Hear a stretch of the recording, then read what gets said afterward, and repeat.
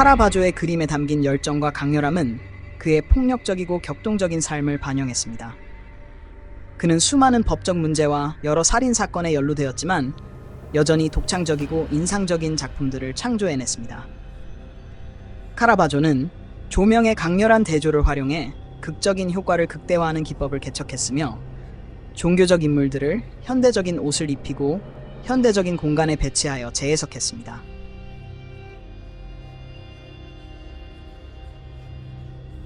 카라바조는 삶에서 직접 모델을 관찰하며 준비 스케치 없이 작업했으며, 종종 거지, 범죄자, 창녀와 같은 인물들을 모델로 삼아 자연주의적 관찰을 키아로스쿠로 조명 기법과 결합했습니다. 그의 이러한 표현 방식은 독특한 스타일을 탄생시켰고 널리 모방되었습니다. 비록 38세의 짧은 생을 살았지만 카라바조는 이후의 예술운동, 특히 바로크 미술과 19세기 사실주의에 깊은 영향을 미쳤습니다.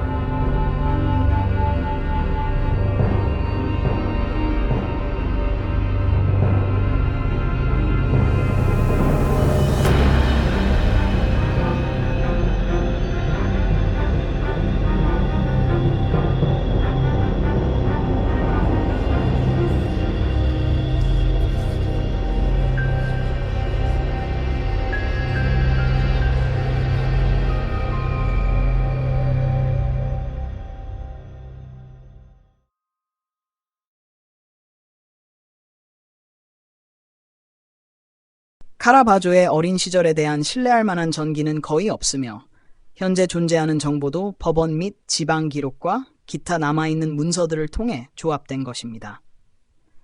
그는 페르모 메리시와 그의 두 번째 아내 루치아 아라토리 사이에서 태어난 첫째 아이였습니다. 어린 시절 카라바조는 대천사 미카엘의 축일 9월 29일에 태어난 것을 기리며 미켈란젤로 메리시로 불렸습니다.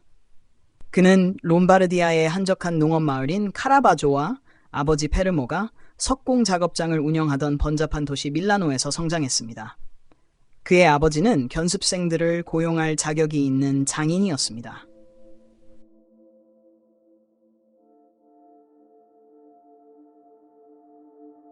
카라바조의 가족은 낮은 사회적 지위에 있었지만 밀라노 귀족과 연이 있었습니다. 카라바조의 외조부인 조반 자코모 아라토리는 유력한 스포르차 가문의 지주, 소장류 징수원, 법적 증인이었습니다. 아라토리의 딸 카라바조의 이모는 스포르차 가문의 자녀들을 위해 유모로 일했으며, 특히 카라바조 후작 프란체스코 1세 스포르차와 그의 아내 코스탄차 콜로나를 돌봤습니다. 이들은 1571년 카라바조 부모님의 결혼식에 참석하기도 했습니다. 후에 코스탄차는 카라바조가 법망을 피할 때 큰 도움을 주었지만 그녀가 그의 그림을 직접 소유한 적은 없는 것으로 보입니다.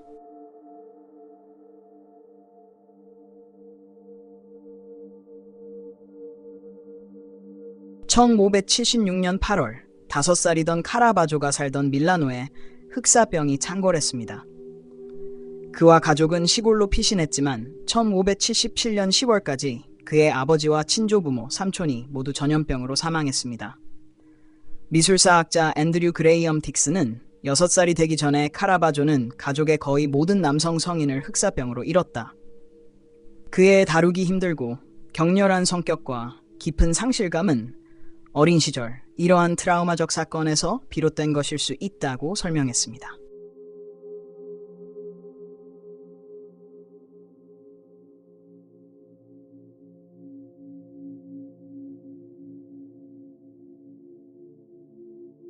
문서에 따르면 1584년 4월 12살이던 카라바조는 밀라노의 프레스코 대가 시모네 페테르차노 밑에서 견습 생활을 시작했습니다. 그는 초기에 프레스코화에 대한 재능을 거의 보이지 않았지만 여가 시간을 활용해 검술을 익혔고 뛰어난 결투사가 되었습니다. 1592년까지 카라바조는 어머니와 막내 동생마저 잃었습니다. 가족의 토지는 남은 형제들 사이에 분배되었고, 카라바조는 고향을 영원히 떠나 밀라노로 향해 초상화로 생계를 이어갔습니다.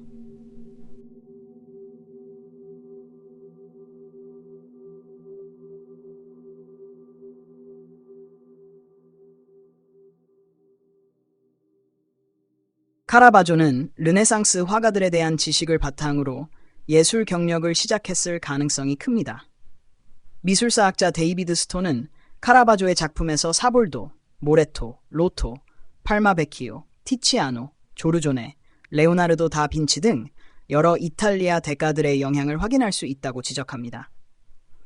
그는 초기 페테르차노 밑에서 견습을 통해 고전 교육을 어느 정도 받았으며 당대의 주요 문헌에 대한 이해도 있었을 것입니다.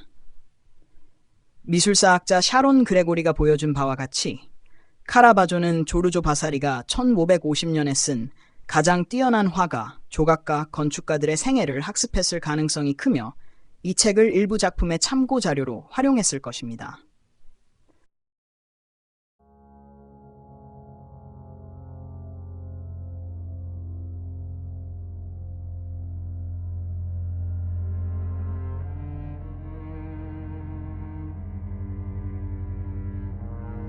그의 정식 교육에도 불구하고 카라바조의 예술을 구별짓는 많은 특성은 그가 어린 시절을 보낸 에너제틱한 밀라노 환경에서 형성되었습니다.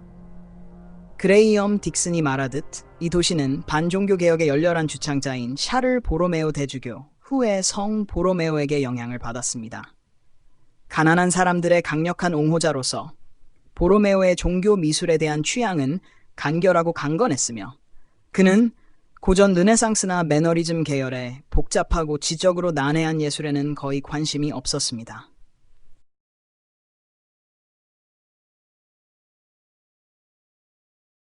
카라바조의 초기 전기 작가인 줄리오 만치니는 1580년대 후반과 1590년대 초에 법적 문서들을 언급하며 그 예술가가 상속받은 작은 토지를 매각하고 1592년 밀라노를 떠났음을 보여줍니다. 다시는 돌아오지 않았습니다. 클레멘트 8세 교황 아래에서 종교적 부흥이 일어나고 많은 교회들이 장식이 필요했던 로마는 많은 예술가들이 찾는 곳이 되었습니다. 하지만 카라바조가 떠난 정확한 이유는 아마도 더 긴박했을 것입니다. 만치니는 원고의 여백에 1617, 21년 사이에 작성되었지만 1956년까지 출판되지 않았습니다. 카라바조가 아마도 간접적으로 지역 경찰관의 사망을 초래한 폭력 사건에 연루되었음을 언급했습니다.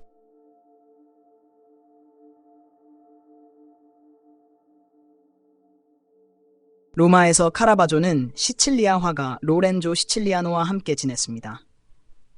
이후 그는 판돌포 푸치라는 신부와 잠시 거주했으나 그에게는 샐러드만 준다고 불평했습니다. 이어서 다소 중요성이 떨어지는 시에나 화가인 안티베두토 그라마티카의 스튜디오에 합류했습니다. 미술사학자 곰브리치는 카라바조가 로마에 도착했을 때 그는 라파엘의 작품에 매료되어 큰 감명을 받았으며 이후 매너리스트들이 했던 것처럼 의도적으로 반박하는 대신 그들의 단순함과 아름다움을 다시 포착하려고 했다고 설명합니다. 카라바조는 예술가 주세페 체사리 일명 카발리에 다르피노의 조수로 몇 달을 보냈습니다. 체사리는 더 높이 평가받는 프레스코 화가였으며 카라바조는 처음에는 꽃과 과일을 특징으로 한 장식 경계를 그리는 일로 제한되었습니다. 그의 불안한 성격에도 불구하고 카라바조는 세밀한 관찰력과 정물화의 미세한 뉘앙스에 대한 애정을 발전시켰습니다. 이는 이후 작품에서 과일과 식물의 정밀한 묘사에서 분명히 드러납니다. 그러나 카라바조는 인간 인물을 그리기를 열망했고 체사리의 지도 아래에서 두 개의 중요한 작품을 완성했습니다. 과일 바구니를 든 소년과 바카스의 자화상 Self-Portrait as Bacchus 일명 병든 바카스 두 작품 모두 1593-94년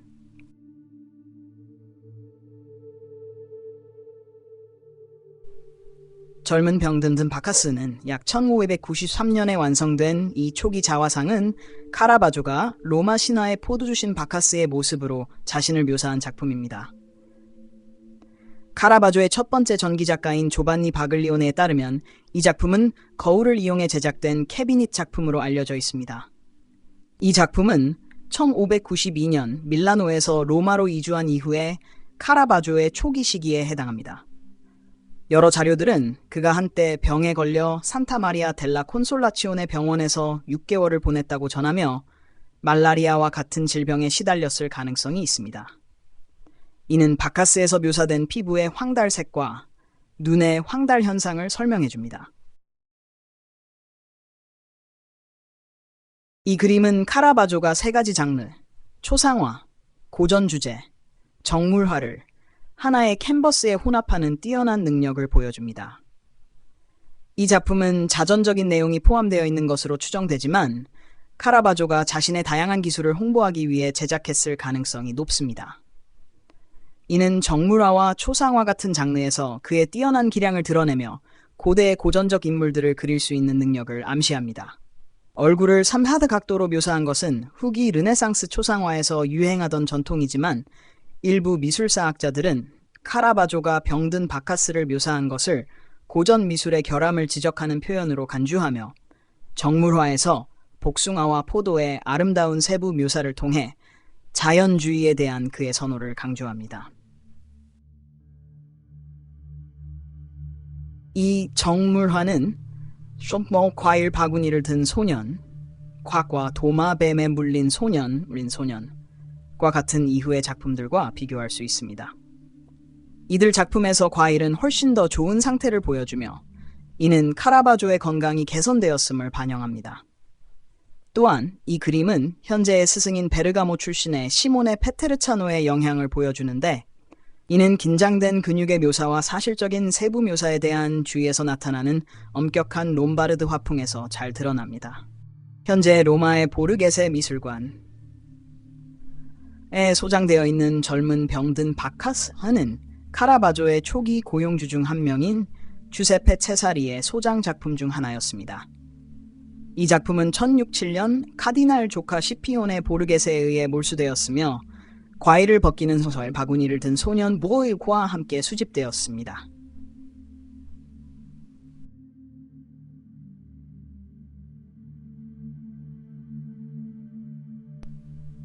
과일 바구니를 든 소년 은 1593년에 완성된 이 그림은 로마의 보르게세 미술관에 소장되어 있으며 카라바조의 친구이자 동료인 시칠리아 모델 마리오 미니티를 묘사하고 있습니다. 이 작품은 카라바조가 카발리에레 다르피노의 작업실에서 일할 때 꽃과 과일 같은 소소한 작업을 완성하던 시기에 제작된 것으로 추정됩니다. 하지만 이 그림은 카라바조와 미니티가 다르피노의 작업실을 떠나 화상 코스탄티노를 통해 그림을 판매하며 자신의 길을 찾던 약간 후의 시기로 날짜가 지정될 수도 있습니다. 이 캔버스는 로마 거리에서 과일을 판매하는 젊은 소년을 묘사하고 있으며 그는 몽환적이고 관능적인 표정을 짓고 있으며 가슴에 과일 바구니를 꼭 쥐고 있습니다. 과일은 생생하고 풍부한 세부 묘사로 표현되었고 바구니의 직조 또한 세밀하게 묘사되었습니다. 한편 이 그림은 소년의 피부, 로브의 주름, 과일의 결점까지 모두 묘사할 수 있는 예술가의 능력을 보여주기 위해 제작된 장르 작품으로 볼 수 있습니다. 그러나 후의 해석가들은 소년의 표정과 과일의 풍부한 상징성으로 강조된 이 작품에 내포된 성적 함의에 대해 추측해왔습니다.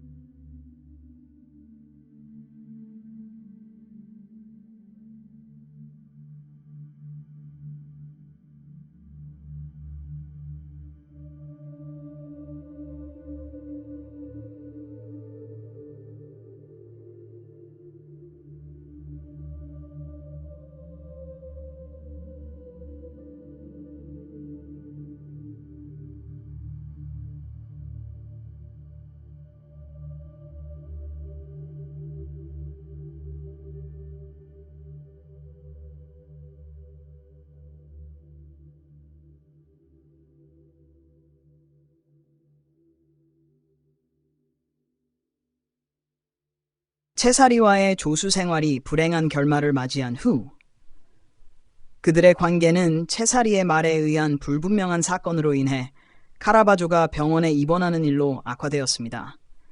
카라바조는 신부인 몬시뇨르 파티나 페트리자니와 함께 거주하게 되었습니다. 이 시기에 그는 괴물화, 고전 예술의 아름다움과 자연스러운 균형에서 벗어나 왜곡되고 비율이 맞지 않으며 기괴한 것에 초점을 맞춘 16세기 예술 현상의 화가인 프로스페로 오르시와도 친구가 되었다고 알려져 있습니다.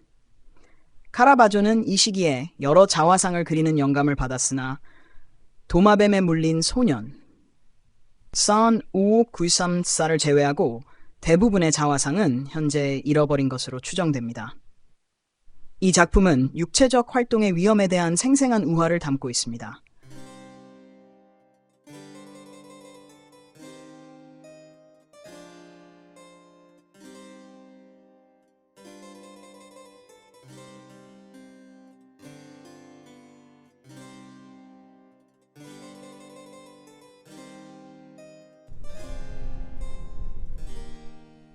도마뱀에 물린 소년 1594년경에 그려진 작품으로 여기서 한 젊은 소년은 카라바조의 초기 세속 작품에서 자주 등장하는 헝클어진 곱슬머리 소년을 나타냅니다. 그는 테이블 위에 과일 중 하나에 손을 뻗었다가 숨겨져 있던 도마뱀에게 물려 고통과 놀람으로 움츠러들고 있습니다. 카라바조는 고전 조각상을 비판했지만 소년의 표정은 고대 로마의 샤 라오콘과 그의 아들들, 동상에서 볼 수 있는 공포의 표정에서 유래했을 가능성이 있습니다. 이 조각은 1506년에 로마에서 발굴되었습니다. 또한 도마뱀은 카라바조가 로마에서 살면서 접했을 아폴로 사우로크토노스 동상에 묘사된 파충류를 연상시킵니다. 테이블 위에서 카라바조는 다양한 질감 위로 빛의 놀이를 묘사하는데 뛰어난 기술을 보여줍니다. 카라바조의 발전하는 스타일에 따라 소녀는 특징 없는 시간의 흐름을 초월한 공간에 존재하며 벽은 텅 비어 있고 오직 왼쪽 상단에서 시작되는 뚜렷한 대각선의 빛이 그림의 프레임 바깥쪽에서 들어오고 있습니다. 이는 작품의 강렬한 표정을 더욱 부각시켜주며 소년의 물린 쪽 어깨를 강조합니다. 그는 고통을 느끼며 움츠러들고 있고 주름이 잡힌 이마와 놀람의 탄식을 담고 있는 열린 입을 가지고 있습니다. 런던 내셔널 갤러리는 카라바조의 기법의 독창성에 대해 16세기 후반의 그림에서 이렇게 역동적인 순간을 보여주는 것은 매우 이례적이었지만 카라바조는 예술적 관습을 거부하고 살아있는 모델을 통해 캔버스에 직접 그림을 그려 그의 작품에 즉각성과 강렬함을 부여하여 즉각적인 인기를 끌었다고 언급하고 있습니다. 이 그림은 오늘날 성적 하위 맥락으로 가장 두드러지게 인식되고 있습니다. 카라바조 시대의 이탈리아 거리 소거에서 물린 손가락은 상처 입은 음경을 나타내며 예술가가 포함한 자스민은 전통적으로 성적 욕망의 상징입니다. 이 자스민과 함께 체리와 사과 아래에 숨어있는 도마뱀, 각각 유혹을 의미하는 요소의 결합되어 이 그림이 성적 욕망을 탐닉하는 것의 위험을 설명하고 있음을 암시합니다. 카라바조의 예술은 그의 성적 취향에 대한 많은 질문을 불러일으켰으며 그의 성 정체성은 역사학자들 사이에서 논란이 되어 왔습니다. 그러나 그는 동성애자 및 퀴어 커뮤니티 내에서 아이콘으로 떠오르고 있습니다. 아트 비평가인 조너선 존스는 남성의 육체에 대한 카라바조의 성적 열정의 위험이 그의 예술에 비길데 없는 현실감의 킥을 부여한다고 말합니다.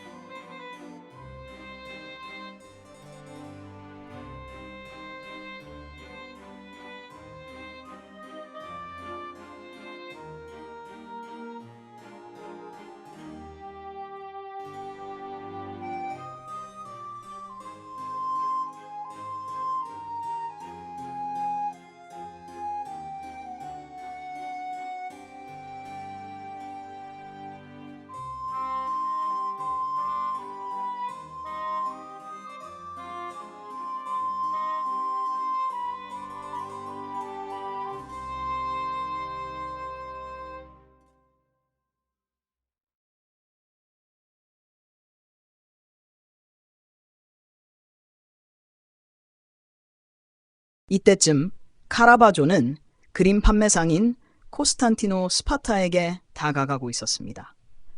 스파타는 음악과 예술 애호가인 프란체스코 마리아 델 몬테 추기경이 자신의 가게 앞을 정기적으로 지나간다는 사실을 알고 있었습니다. 델 몬테의 관심을 끌기 위해 카라바조는 일상생활의 장면을 그린 두 점의 그림, 카드게임 하는 사람들, 집시 점쟁이, 소우모쿠쿠사를 그려 스파타의 가게창에 전시했습니다. 델 몬테는 이 유인책에 넘어가 두 그림을 구매하게 됩니다.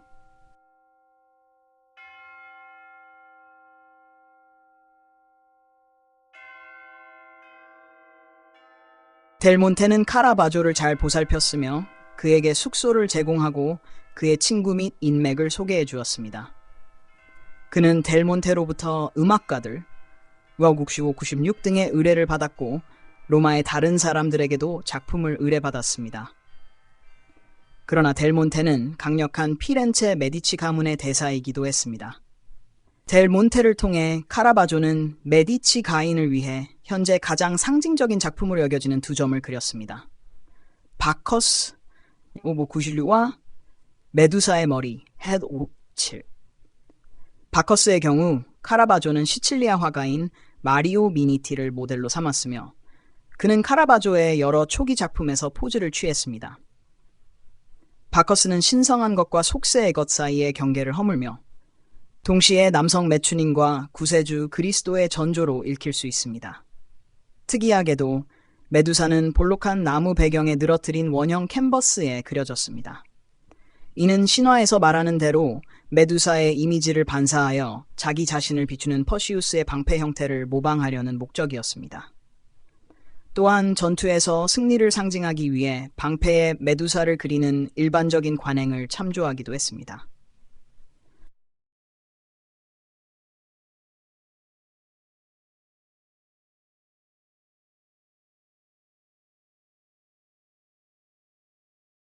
카드게임하는 사람들. 1594년에 그려진 이 작품은 많은 미술 역사학자들에 의해 카라바조의 첫 주요 작품으로 간주됩니다. 카라바조는 1594년 1월에 아르피노의 작업장을 떠난 후 예술가이자 판매상인인 코스탄티노를 통해 자신의 작품을 판매하기 시작했습니다. 이 과정에서 그는 기존의 마너리즘 괴물 그림을 그리는 화가인 프로스페로 오르시의 도움을 받았습니다. 오르시는 카라바조를 수집가와 후원자들로 구성된 광범위한 네트워크에 소개하여 그의 전문 경력을 시작하는 데 큰 도움을 주었습니다. 비싼 옷을 입은 순진한 소년이 다른 소년과 카드 게임을 하는 장면을 그립니다. 두 번째 소년은 카드 장사꾼으로 다른 소년에게 보이지 않도록 허리에 여분의 카드를 숨기고 있으며 한 노인이 피해자의 어깨 너머로 엿보며 그의 젊은 공범에게 신호를 보내고 있습니다. 두 번째 소년은 옆에 단검을 지니고 있어 폭력이 가까이에 있음을 암시합니다. 카드 게임하는 사람들. 카라바조가 제작한 두 번째 작품으로 이전에 그린 점쟁이 하가 이 장르에서 그의 능력을 부각시키면서 이 두 번째 작품은 그의 빠르게 성장하는 명성을 더욱 높였습니다. 점쟁이와 카드 게임하는 사람들의 주제는 후원자들에게 현실적인 거리 생활 장면을 제공하는 새로운 유형의 그림을 선보였습니다. 특히 노인의 장갑에 있는 갈라진 손가락, 이마의 주름, 젊은 사기꾼이 그의 스승을 바라보는 불안한 시선과 같은 세밀한 디테일이 아름답게 표현되었습니다. 저급한 현실주의와 빛나는 베네치아의 섬세함이 결합된 카드 게임하는 사람들은 많은 찬사를 받았으며 오르시는 카라바조의 새로운 스타일을 빠르게 홍보하여 그의 작품에 대한 명성을 더욱 높였습니다. 카라바조는 이 작품의 여러 버전을 제작한 것으로 보이며 50개 이상의 복사본과 변형 작품이 다른 화가들에 의해 남아 있습니다. 조르주 드라 투르와 같은 화가들도 이 주제를 바탕으로 자신의 버전을 그렸습니다. 카드 게임하는 사람들은 저명한 수집가인 프란체스코 델 몬테 추기경의 눈에 띄었고 그는 이 작품을 구입하여 카라바조의 첫 번째 중요한 후원자가 되었습니다. 델 몬테는 카라바조에게 로마의 나보나 광장 뒤에 위치한 그의 팔라조 마다마에서 숙소를 제공했습니다. 델 몬테의 컬렉션에서 이 작품은 교황 우르반 8세의 조카인 안토니오 바르베린이 추기경의 컬렉션으로 들어갔고 이후 콜론나 시아라 가문을 거쳐갔습니다. 작품은 결국 1890년대에 사라졌고 1987년 취리히의 한 개인 소장품에서 재발견되었습니다. 그 후 이 작품은 텍사스주 포트워스의 킴벨 미술관 뮤지엄으로 판매되었으며 현재까지도 그곳에 소장되어 있습니다.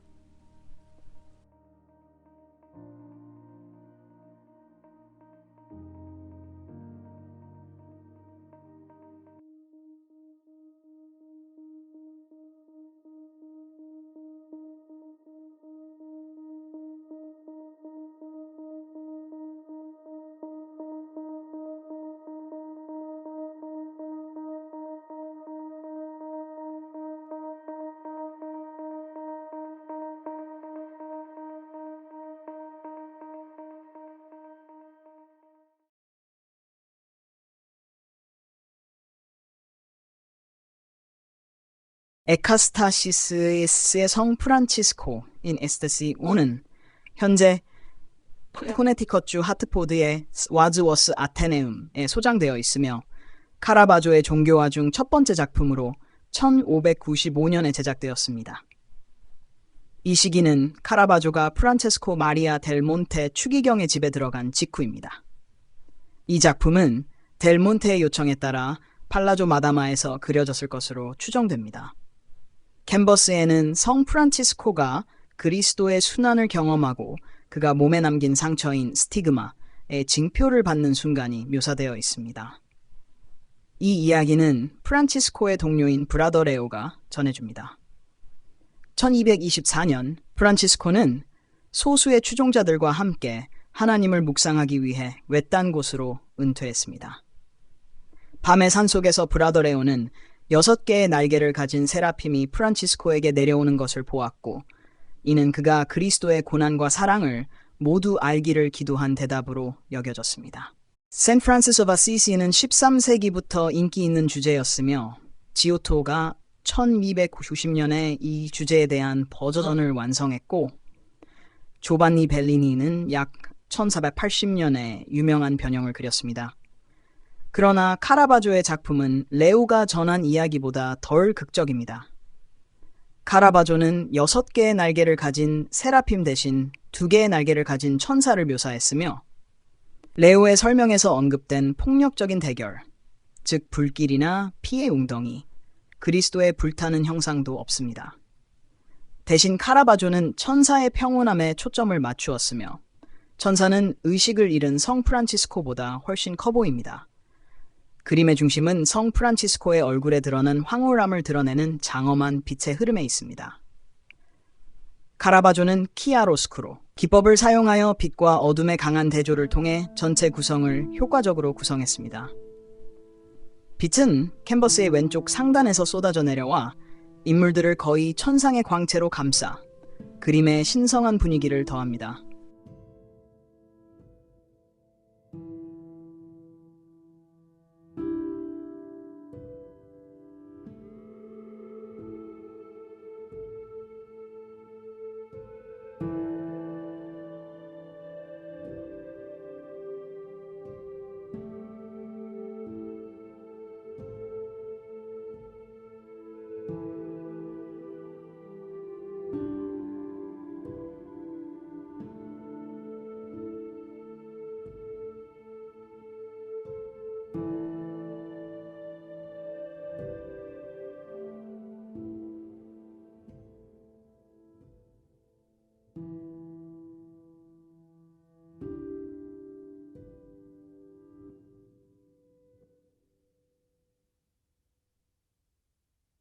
음악가 1975년경 완성된 이 작품은 카라바조가 그의 후원자인 프란체스코 마리아 델 몬테 추기경을 위해 특별히 그린 첫 번째 그림으로 여겨집니다.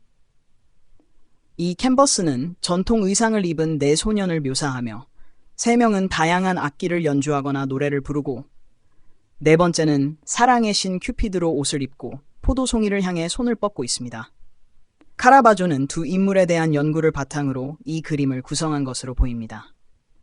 루트를 든 중앙인물은 카라바조의 동료인 마리오 미니티로 확인되었으며 그 옆에 서서 관객을 바라보는 인물은 아마도 예술가의 자화상일 것입니다.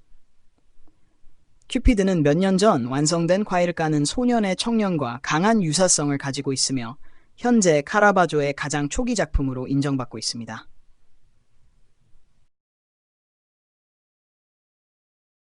원고에 따르면 소년들은 사랑을 찬양하는 마드리가를 연습하고 있으며 주인공인 루트 연주자의 눈에는 눈물이 맺혀 있습니다. 노래는 아마도 사랑의 기쁨보다는 슬픔을 묘사하고 있을 것입니다. 전경의 바이올린은 5번째 참가자를 암시하며 아마도 관객을 이 장면에 포함시키고자 한 것으로 보입니다. 음악가를 묘사한 장면은 당시 인기가 있었으며 교회가 음악의 부흥을 지원하고 새로운 스타일과 형식이 채택되고 있었던 시기였습니다. 특히 델 몬테와 같은 교육을 받았고 진보적인 교회 인사들에 의해 그렇습니다. 그러나 이 장면은 명백히 종교적이기보다는 세속적이며 베네치아에서 기원한 콘서트 그림의 오랜 전통에 의해 영감을 받았습니다. 이 장르의 초기 형태는 티치아노의 시골 콘서트에서 볼 수 있습니다.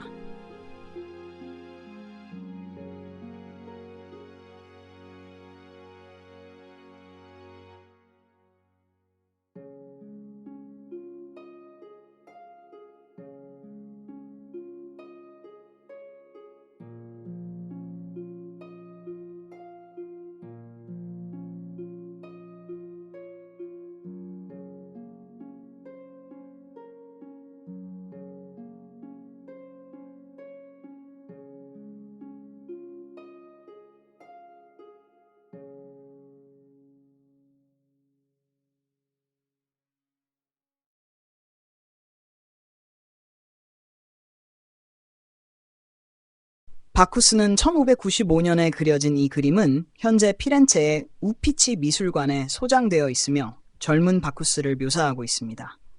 그는 포도와 덩굴잎으로 머리를 장식한 채 느슨하게 걸친 로브의 조임끈을 만지며 누워 있습니다. 그 앞에 돌 테이블에는 과일이 담긴 그릇과 큰 붉은 와인 카라프가 놓여 있습니다. 바쿠스는 관람객에게 와인이 담긴 얕은 잔을 내밀며 우리의 축제에 동참하라고 초대하는 듯한 모습입니다. 바쿠스가 왼손으로 와인을 내밀고 있는 모습은 모델이 겪고 있는 명백한 노력에도 불구하고 카라바조가 살아있는 모델을 작업하면서 거울을 사용했을 것이라는 추측을 낳았습니다. 즉, 우리에게 보이는 소년의 왼손은 실제로 그의 오른손이었다는 것입니다.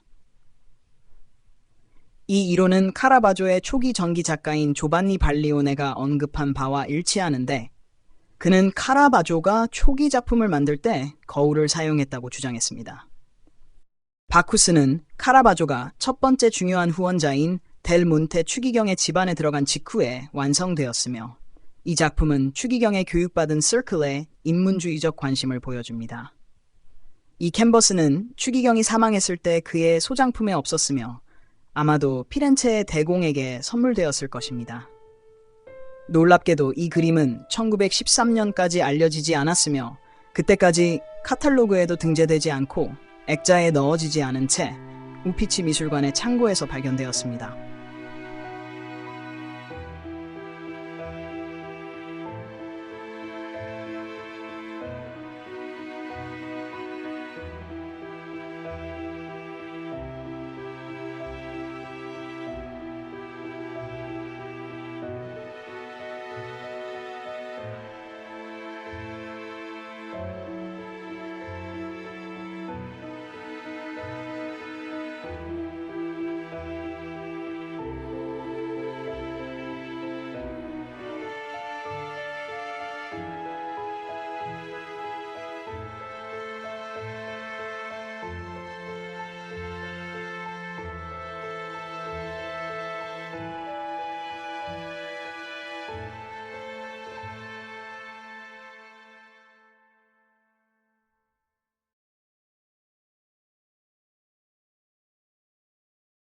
메두사는 1597, 1598년경에 그려진 이 그림은 머리카락이 뱀으로 이루어진 그리스 신화의 괴물을 묘사하고 있으며 그녀의 시선만으로도 보는 이들을 돌로 만들어버리는 존재입니다. 메두사는 결국 영웅 페르세우스에 의해 처치되었으며 그는 자신의 반짝이는 방패를 통해 그녀의 모습이 비춰지는 것을 보고 간접적으로 그녀를 처치했습니다. 카라바조는 메두사가 마지막 숨을 쉬고 있는 장면, 즉 그녀의 목이 베인 직후의 순간과 그녀의 운명에 대한 공포를 깨닫는 순간을 묘사하고 있습니다. 카라바조의 능숙하고 섬세한 빛과 그림자의 대비는 메두사의 머리를 3차원적으로 보여줍니다. 카라바조의 메두사가 자화상이라는 견해가 널리 퍼져 있습니다. 이러한 점에서 그의 대담한 성별 전환, 카라바조의 메두사는 거의 양성적인 모습으로 나타납니다는 예술가의 모호한 성적 지향성에 대한 논의에서 자주 언급됩니다. 한편 카라바조는 세상을 있는 그대로 표현하고 실물에서 영감을 받는 데 관심을 가지면서 메두사의 꿈틀거리는 뱀을 모델링하기 위해 살아있는 뱀, 티베르 강에 서식하는 일반 수생뱀을 사용했습니다. 파충류의 녹색과 배경의 녹색은 잘린 머리의 붉은 피와 강한 대조를 이루어 이미지의 강렬한 본질을 강조합니다. 카라바조는 이 괴물을 토스카나 대공을 위한 선물로 커미션되었고 이는 메디치 컬렉션에 들어가게 되어 카라바조가 80년 전에 사망한 레오나르도 다 빈치와 경쟁할 수 있게 해줄 것이라고 썼습니다. 이 그림은 오목한 나무 방패를 장식하고 있으며 이는 분명히 젊은 레오나르도에 관한 이야기와 관련이 있습니다. 그의 아버지는 그에게 방패를 장식해달라고 요청했고 레오나르도는 들로 나가 뱀, 도마뱀, 곤충을 모아 이들을 혼합하여 괴물로 만들고 방패에 그렸습니다.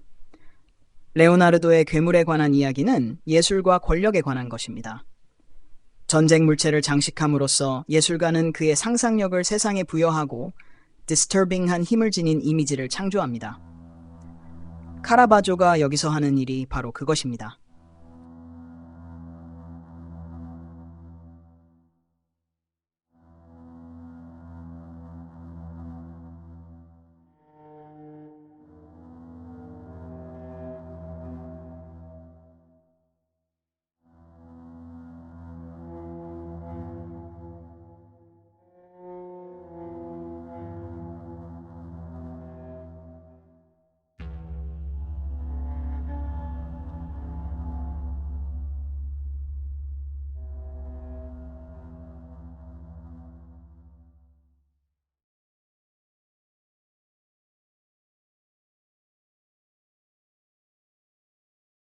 카라바조는 로마의 매춘부와 코르티잔 커뮤니티 내에서 가까운 친구 관계를 형성했습니다. 이 그룹 중 한 명인 필리데 멜란드로니는 이 시기에 그가 그린 여러 작품의 모델로 활동했습니다. 여기에는 마르타와 마리아 막달레나, 알렉산드리아의 성 카테리나 오쿠시8, 그리고 유디트가 홀로페르네스를 참수하는 면 창호 8이 포함됩니다. 후자의 작품은 특히 17세기 바로크 화가 아르테미시아 젠틸레스키에게 강한 인상을 주었으며 그녀는 같은 주제를 다룬 여러 이미지를 제작했습니다. 그러나 카라바조의 종교적 그림은 매우 엇갈린 평가를 받았습니다. 그의 사실적인 스타일, 성숙하고 저명한 인물의 경험과 지혜를 강조하기 위해 자주 사용된 로마 초상화에서 차용한 리얼리스트 기법과 성스러운 인물을 어두운 현대 17세기 실내에 배치하는 경향은 많은 교회 고위 인사들을 격분하게 했습니다. 실제로 몇몇 카라바조 작품은 신성모독이나 외설로 간주되어 위임기관에 의해 거부되었습니다.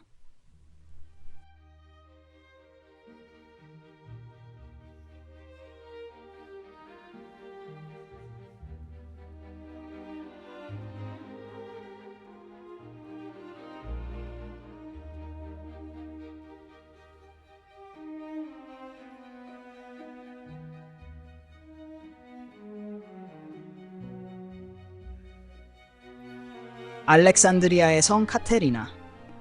이 그림은 현재 마드리드의 티센 보르네미사 컬렉션에 속해 있으며 가톨릭 성화에서 인기 있는 인물인 알렉산드리아의 성 카테리나를 묘사하고 있습니다. 귀족 출신인 카테리나는 비전을 받고 기독교 신자로 헌신했습니다. 18세의 나이에 그녀는 로마 황제 막시무스와 마주쳐 그의 많은 추종자들을 기독교로 개종시키는 데 성공했습니다. 황제에 의해 감금된 그녀는 황제의 황후와 군대의 지도자도 개종시켰습니다. 막시무스는 그녀의 개종자들, 즉 황후를 포함해 그들을 처형한 후 카테리나에게도 스파이크 바퀴에 처형하라고 명령했습니다. 보고에 따르면 카테리나가 바퀴에 닿는 순간 바퀴는 산산조각났습니다. 이후 막시무스는 그녀의 목을 베라고 명령했습니다. 카테리나는 도서관 및 사서의 수호 성인으로 교사, 기록 보관인, 지혜와 교육과 관련된 모든 사람들, 그리고 생계가 바퀴에 의존하는 상인들의 수호 성인이 되었습니다. 그녀의 순교 연도는 전통적으로 305년으로 여겨지며 그녀의 축일은 11월 25일에 기념됩니다. 성 카테리나의 자질은 전설에 기록되어 있으며 아름다움, 두려움 없는 마음, 처녀성, 지혜로 묘사됩니다. 이는 카라바조가 성인을 대담하게 묘사한 것에서 잘 드러나는데 성 카테리나는 바퀴 옆에서 가슴에 칼을 움켜잡고 있으며 그림의 왼쪽에서 빛에 비추어져 있습니다. 성인의 얼굴은 옆으로 기울어져 있어 신성한 운명을 숙고하는 지적인 표정을 보여줍니다. 특히 주목할 점은 바퀴의 중앙을 부분적으로 가리고 있는 푸른 의복의 세밀한 디테일로 성인에게 가해질 폭력과 위험의 위협을 어느 정도 완화시켜주는 듯합니다.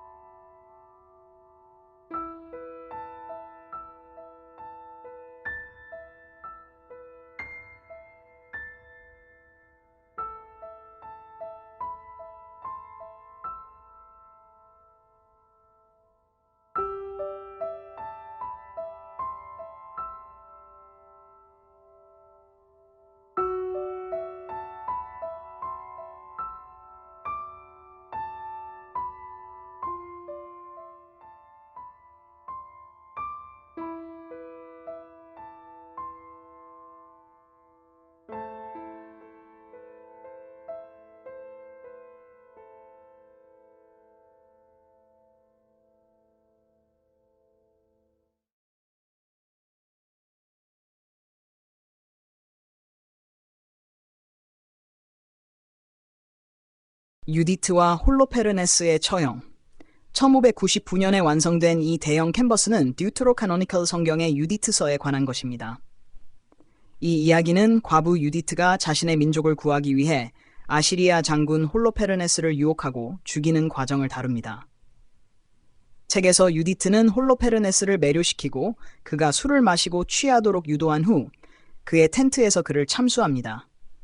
그의 침대로 다가가 그녀는 그의 머리카락을 움켜잡고 말했다. 이스라엘의 하나님 주여, 오늘 나를 강하게 하소서. 그리고 그녀는 그의 목을 2번 내리쳤고 그의 머리를 떼어냈다.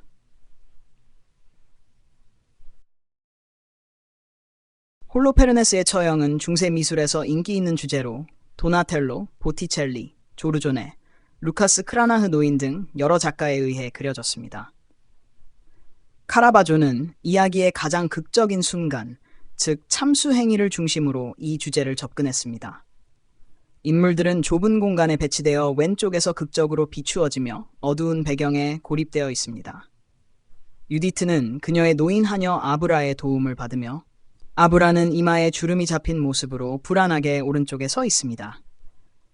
유디트는 홀로페르네스 위에 서 있으며 약간 뒤로 젖혀져 그의 임무의 불쾌함을 암시합니다. 최근 엑선 검사 결과 카라바조가 홀로페르네스의 머리 위치를 조정하여 몸통에서 어느 정도 분리하고 오른쪽으로 약간 이동시켰음을 밝혀냈습니다. 새 인물의 얼굴은 감정의 마스터리로 가득 차 있으며 특히 유디트의 얼굴은 결단력과 혐오감이 혼합된 절묘한 표현을 보여줍니다.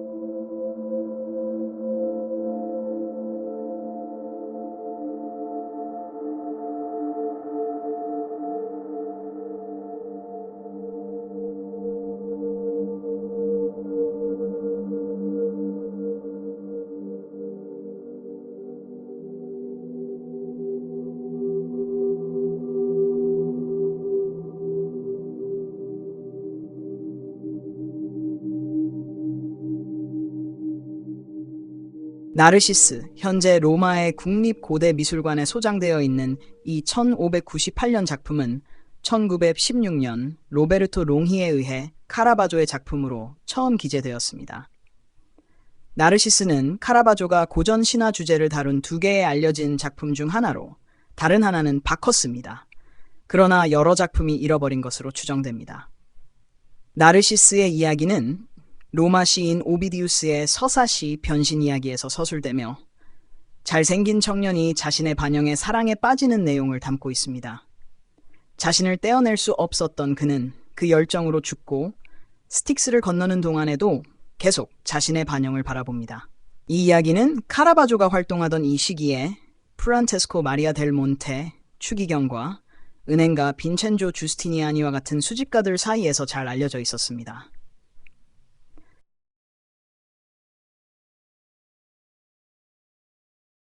카라바조는 화려한 브로케이드 더블렛을 입은 청년이 양손을 물 위에 걸치고 자신의 왜곡된 반영을 바라보는 모습을 그립니다. 이 이미지는 나르시스가 자신의 반영과 지속적인 원에 갇혀있는 분위기를 전달하며 끝이 없는 어둠에 둘러싸여 있습니다. 그의 얼굴조차 관객에게 그림자 속에 가려져 있어 청년의 현실 상실을 강조합니다.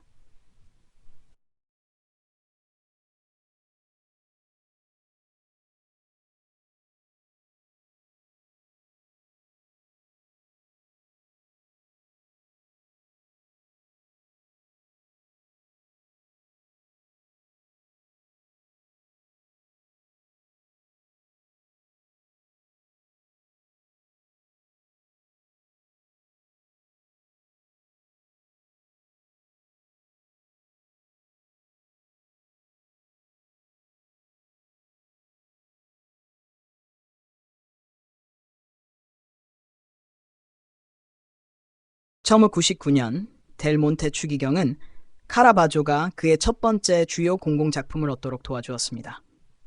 그는 산 루이지 데이 프란체스키 교회의 콘타렐리 성당 장식 작업을 위한 세 개의 성 마테의 생애 장면, 천사와 성 마테를 주제로 한 제대화는 성 마테를 더러운 농부로 묘사하여 교회 원로들의 불만을 샀고, 이후에는 더 품위 있는 모습의 사도 이미지로 교체됨과 산타 마리아 델 포폴로의 체라시 성당 측면 벽에 성 바울의 회심 600과 성 베드로의 십자가형 형601을 그리는 인명을 확보했습니다. 체라시 성당의 위임 작업과 겹쳐서 카라바조는 로마의 산타 마리아인 발리첼라 교회를 위해 그의 기념비적이고 아마도 가장 존경받는 작품인 그리스도 엔트 오브 크라이스트 전용 3에 본격적으로 착수했습니다.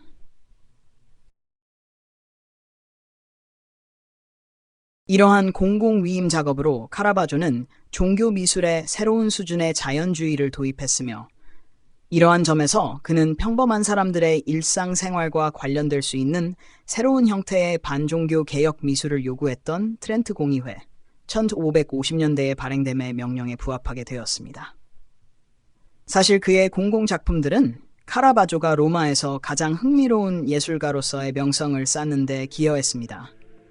비록 바티칸 계층의 더 보수적인 일부 구성원들이 그의 예술을 조잡하다거나 신성모독적이라고 일축했지만,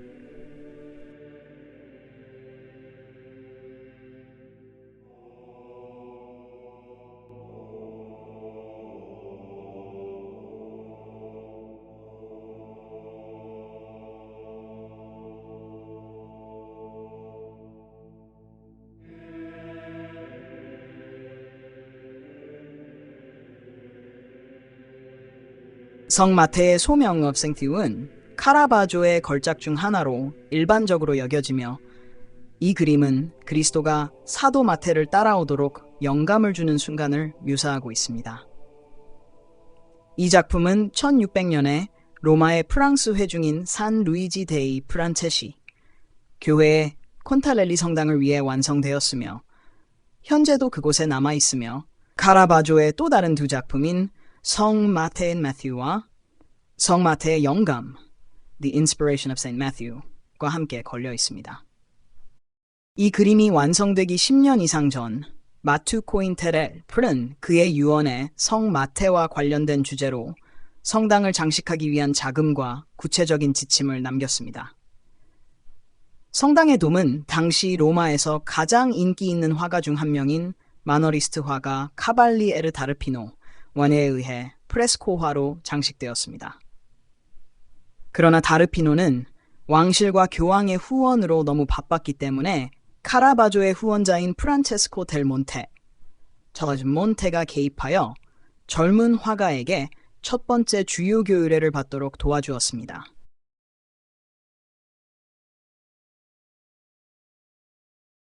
이 그림은 마태복음 9의 이야기를 묘사하고 있습니다. 예수께서 세리마태를 보고 나를 따르라 하시니 마태가 일어나 그를 따르니라. 카라바조는 세리마테가 4명의 남자와 함께 탁자에 앉아 있는 장면을 그렸습니다. 화가는 예수와 성 베드로가 방에 들어와 마태를 가리키는 가장 극적인 순간을 선택했습니다. 한 줄기 빛이 탁자에 있는 남자들의 얼굴을 비추고 있으며 그들은 경이로운 표정으로 그리스도를 바라보고 있습니다. 그림 속에서 성 마태가 누구인지에 대한 논란이 있습니다. 탁자에 있는 수염난 남자의 놀란 제스처가 애매하기 때문입니다. 대부분의 미술 역사가는 이제 수염난 남자가 자신을 가리키며 저요? 라고 묻는 듯한 모습으로 성 마태임에 동의합니다. 이 이론은 카라바조의 이 시리즈에 있는 다른 2작품을 고려할 때 더욱 강화됩니다.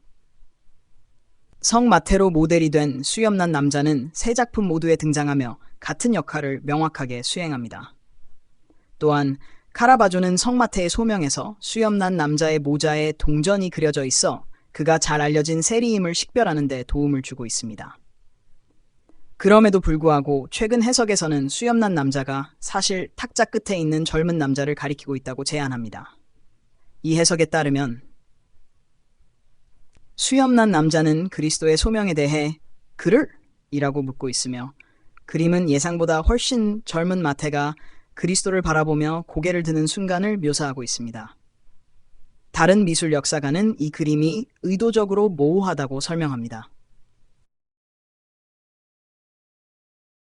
카라바조의 관객들은 그리스도가 마태를 가리키는 제스처와 미켈란젤로의 시스티나 성당 천장 프레스코에서 하나님이 아담을 깨우는 제스처 사이의 유사성을 인식했을 것입니다. 그리스도의 왼팔의 선을 따라가면 마태가 그를 따라 세상으로 나아가도록 초대받고 있는 것처럼 보입니다. 여러 면에서 이 작품은 2부분으로 나눌 수 있습니다. 오른쪽에는 성경의 의복을 입은 그리스도와 성 베드로가 하나의 절반을 이루고 왼쪽에는 현대 로마 의상을 입은 마태와 그의 의심스러운 친구들이 등장하여 여관이나 도박장이 보이는 세속적인 배경을 형성합니다. 그리스도에게서 나오는 빛이 방 안으로 쏟아져 들어와 놀란 마태와 그의 동료들을 밝히며 성인의 소명 순간의 경이로움을 포착하고 있습니다.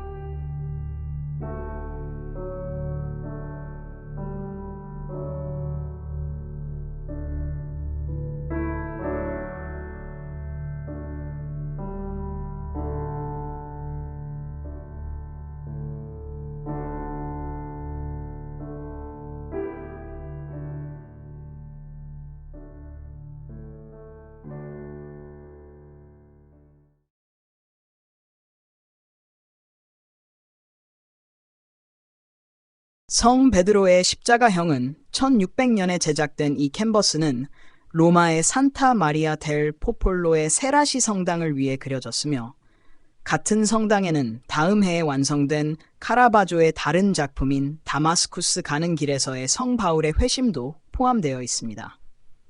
성 베드로의 십자가형은 자신의 십자가를 거꾸로 달라고 요청했던 순교자인 성 베드로의 순교를 묘사하고 있으며 따라서 그는 이미지에서 거꾸로 그려지고 있습니다. 이 대형 캔버스는 얼굴을 가린 로마 병사들이 노쇠하지만 근육질인 사도의 십자가를 올리려고 애쓰는 모습을 담고 있습니다.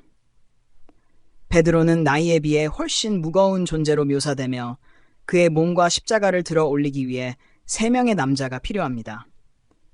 마치 그들이 저지르고 있는 범죄가 이미 그들에게 무겁게 느껴지는 것처럼 보입니다.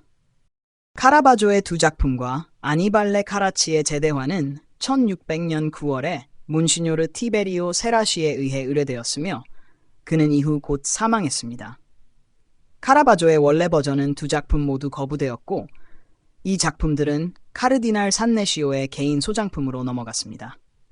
몇몇 현대학자들은 산네시오가 세라시의 갑작스러운 죽음을 이용해 이 시점에서 작품을 차지했을 것이라는 추측을 하고 있습니다. 2 성인인 베드로와 바울은 함께 가톨릭교회의 기초를 나타냅니다. 베드로는 그리스도가 그의 교회를 세우겠다고 선언한 반석이며 바울은 로마의 교회의 본부를 설립한 인물입니다. 따라서 카라바조의 그림들은 로마와 그 연장선상에서 세라시의 이 교회에 대한 사도들의 왕자들에 대한 헌신을 상징적으로 나타내기 위해 의도되었습니다. 세라시는 북쪽에서 도시로 들어오는 순례자들을 맞이하기를 원했으며 회복과 순교라는 위대한 반종교 개혁 주제를 나타내는 예술 작품을 원했습니다. 이는 배교와 개신교라는 2가지 위협에 대한 선전으로 작용할 것입니다.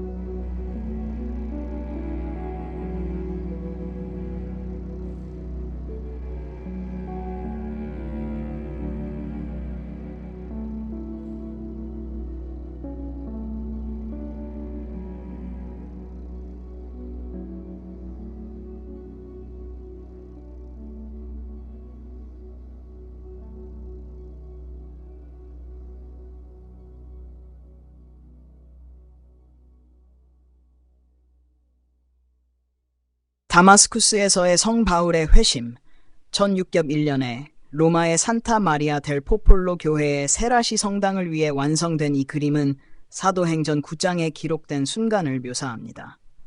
이 장면에서 사울, 후에 사도가 되는 바울이 다마스쿠스로 가는 도중에 넘어지는 장면이 그려져 있습니다. 성경의 기록에 따르면 바울은 회심하기 전 열정적인 바리새인이었으며 예수의 추종자들을 박해하는 데 참여했고 스데반의 돌에 맞아 죽는 일에도 관여했습니다. 어느 날 다마스쿠스로 가는 그의 유명한 여행 중에 그는 주님의 음성을 듣습니다. 나는 네가 박해하는 예수다. 일어나 도시로 들어가라. 회심 후 바울은 사도가 되어 전 세계에 그리스도의 복음을 전파하고 아시아 소아와 유럽에 여러 교회를 세웠습니다. 바울은 유대인과 로마 시민이라는 신분을 이용해 유대인과 로마 청중 모두에게 유리하게 사역했습니다. 카라바조의 이 그림 주제에 대한 첫 번째 버전은 프린시페 기도 오데스칼키의 소장품으로 이전 해에 완성되었습니다. 이 작품은 훨씬 밝고 매너리스트 스타일의 캔버스로 천사가 받쳐주는 예수가 눈먼 바울에게 손을 뻗고 있는 모습을 보여줍니다. 두 번째 버전인 바울의 회심에서 카라바조는 바울이 이 종교적 황홀경의 순간에 내면적으로 참여하는 모습을 강조하기 위해 어두운 신비로운 배경을 만들어냅니다. 관객은 천상의 출현을 보지 못하지만 조명으로 강조된 감정 덕분에 이 장면이 바울의 회심임을 쉽게 알 수 있습니다. 바울은 땅에 누워 있으며 자신의 몸에서 빛이 나오는 것처럼 보입니다. 바울이 누워 있기 때문에 말보다 훨씬 작아 보이며 말은 그림의 중심에 위치하고 있습니다. 사도의 몸은 원근법적으로 축소되어 관객을 향하지 않지만 아티스트의 뛰어난 원근법 처리 덕분에 그의 존재감이 느껴집니다. 이 몸은 전경으로 확장되어 있습니다. 이 그림이 제작된 당시 카라바조는 같은 예배당에서 제단화 작업 중인 안니발레 카라치와 경쟁하고 있었습니다. 흥미롭게도 카라바조는 바울의 회심에서 말의 뒤쪽을 눈에 띄게 배치하여 왼쪽으로 튀어나온 것처럼 보이게 하여 카라치의 성모의 승천에 직접 겨냥하고 있습니다. 이 두 작품은 현재에도 나란히 위치하고 있습니다.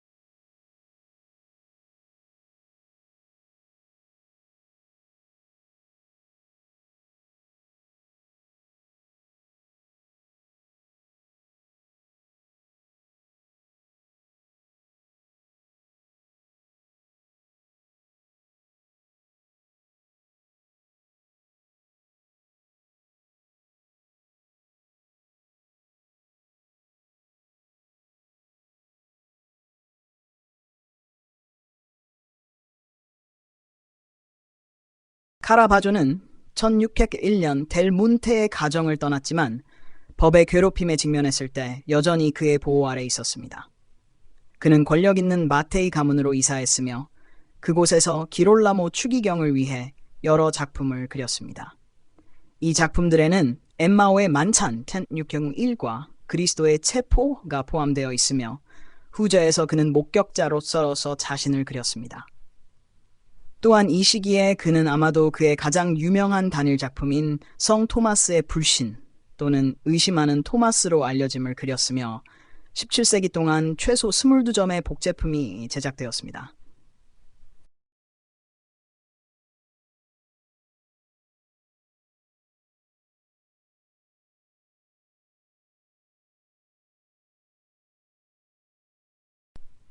엠마오의 만찬은 시리아코 마테이, 기롤라모 마테이 추기경에 의해 처음 의뢰되고 비용이 지불된 작품으로 이 작품은 부활한 그리스도가 제자들인 누가와 클레오파스에게 갑자기 나타나는 순간을 묘사하고 있습니다.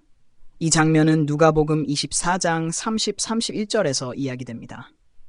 1602년에 완성된 이 그림에서 카라바조는 클레오파스가 순례자의 조개 껍데기를 착용한 모습으로 묘사하였고 다른 제자는 찢어진 옷을 입고 있습니다. 작가는 클레오파스의 팔과 손을 훌륭하게 포어쇼닝하여 화면 밖으로 직접 뻗어나가는 것처럼 보이게 하고 다른 제자는 그리스도에게 손짓하며 이야기하고 있습니다. 서 있는 하인은 매끄러운 이마와 그림자 속에 있는 얼굴로 사건에 무관심한 듯한 모습입니다. 테이블에는 카라바조의 세심한 세부 묘사가 드러나는 정물 식사가 차려져 있으며 음식을 담은 바구니가 가장자리를 넘어가려 하여 사도들이 느끼는 놀라움의 분위기를 더합니다.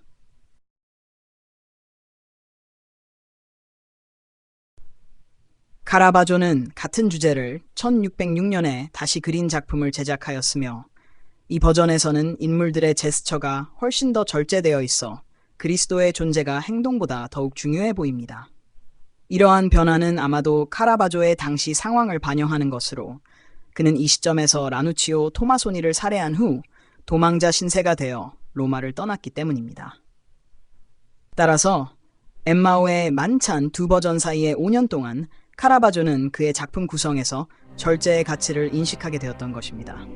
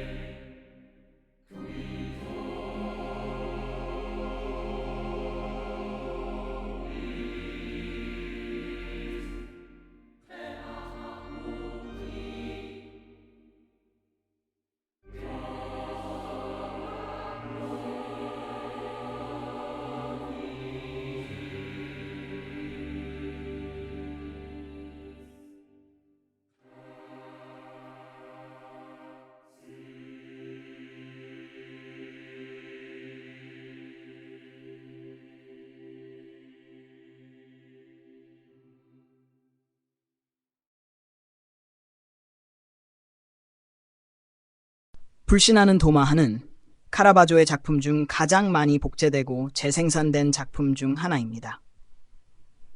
요한복음에 따르면 도마는 부활 후 그리스도의 출현을 놓친 12제자 중 한 명으로 내가 그의 손에 못자국을 보지 않고 내 손을 그의 옆구리에 넣어 보지 않으면 믿지 않겠다고 주장했습니다. 일주일 후 그리스도는 도마에게 나타나서 내 손을 이리 내밀어 내 옆구리에 넣어 보아라.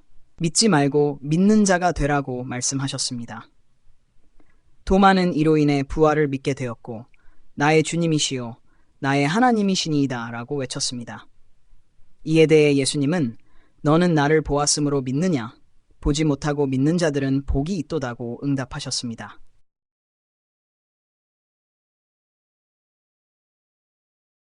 카라바조의 구성에서 빛은 프레임의 왼쪽에서 유입되어 예수님을 따뜻한 빛으로 감싸고 있습니다. 예수님과 제자들은 촘촘히 배열되어 있으며 예수님과 도마가 전면에 위치해 있습니다. 카라바조의 세심한 사실주의적 세부 묘사는 도마의 셔츠 왼쪽 어깨에 찢어진 솔기, 예수님의 몸에 남아있는 상처 자국, 도마의 더러운 손톱에서 가장 두드러지게 나타납니다. 또한 불신하는 도마는 르네상스와 바로크 미술에서 인기 있는 주제였지만 카라바조의 작품은 도마의 손가락이 그리스도의 깊은 상처를 파고드는 끔찍한 장면에 집중함으로써 다른 작품들과 차별화됩니다.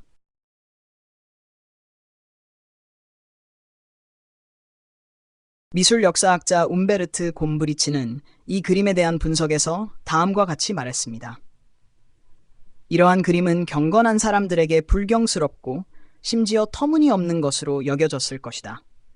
그들은 사도들을 아름다운 주름으로 둘러싸인 위험 있는 인물로 보는데 익숙했으나 여기에서는 그들이 날씨에 지친 얼굴과 주름진 이마를 가진 평범한 노동자처럼 보였다.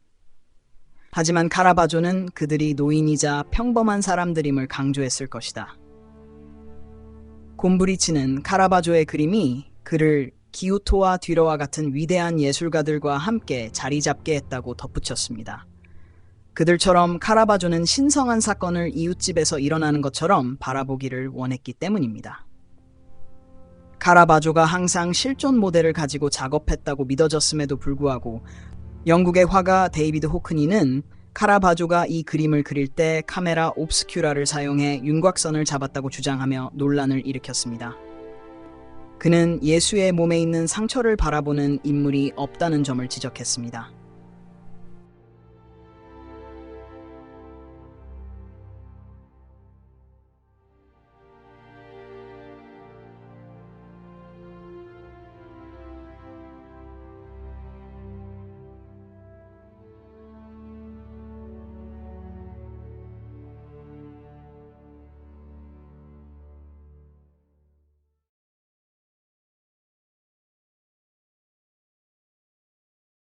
승리하는 살은 1602년에 그려진 캔버스 작품으로 로마의 사랑의 신인 아모르가 어두운 독수리 날개를 달고 테이블에 반쯤 앉아 있거나 내려오는 모습을 묘사하고 있습니다.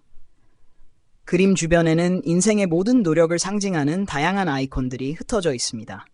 바이올린과 리트, 갑옷, 왕관, 제곱자와 컴퍼스, 펜과 원고, 월계수와 꽃 등이 큐피드의 발 아래에서 엉켜있고 짓밟혀 있습니다. 이 작품은 베르길리우스의 클로그 X69의 구절을 표현하고 있으며 사랑이 모든 것을 정복하니 우리 모두 사랑에 굴복하자는 뜻입니다. 바닥에 놓인 음악 원고에는 큰 V가 적혀 있습니다. 이 그림은 지노바 귀족인 빈첸초 지우스티니와 관련된 암호화된 참조를 내포하고 있다는 제안이 있습니다.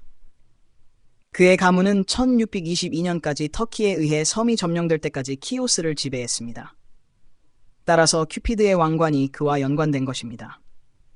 교양 있는 지우스티니는 음악과 회화에 관한 글을 썼으며 펜, 원고, 악기가 이를 나타냅니다.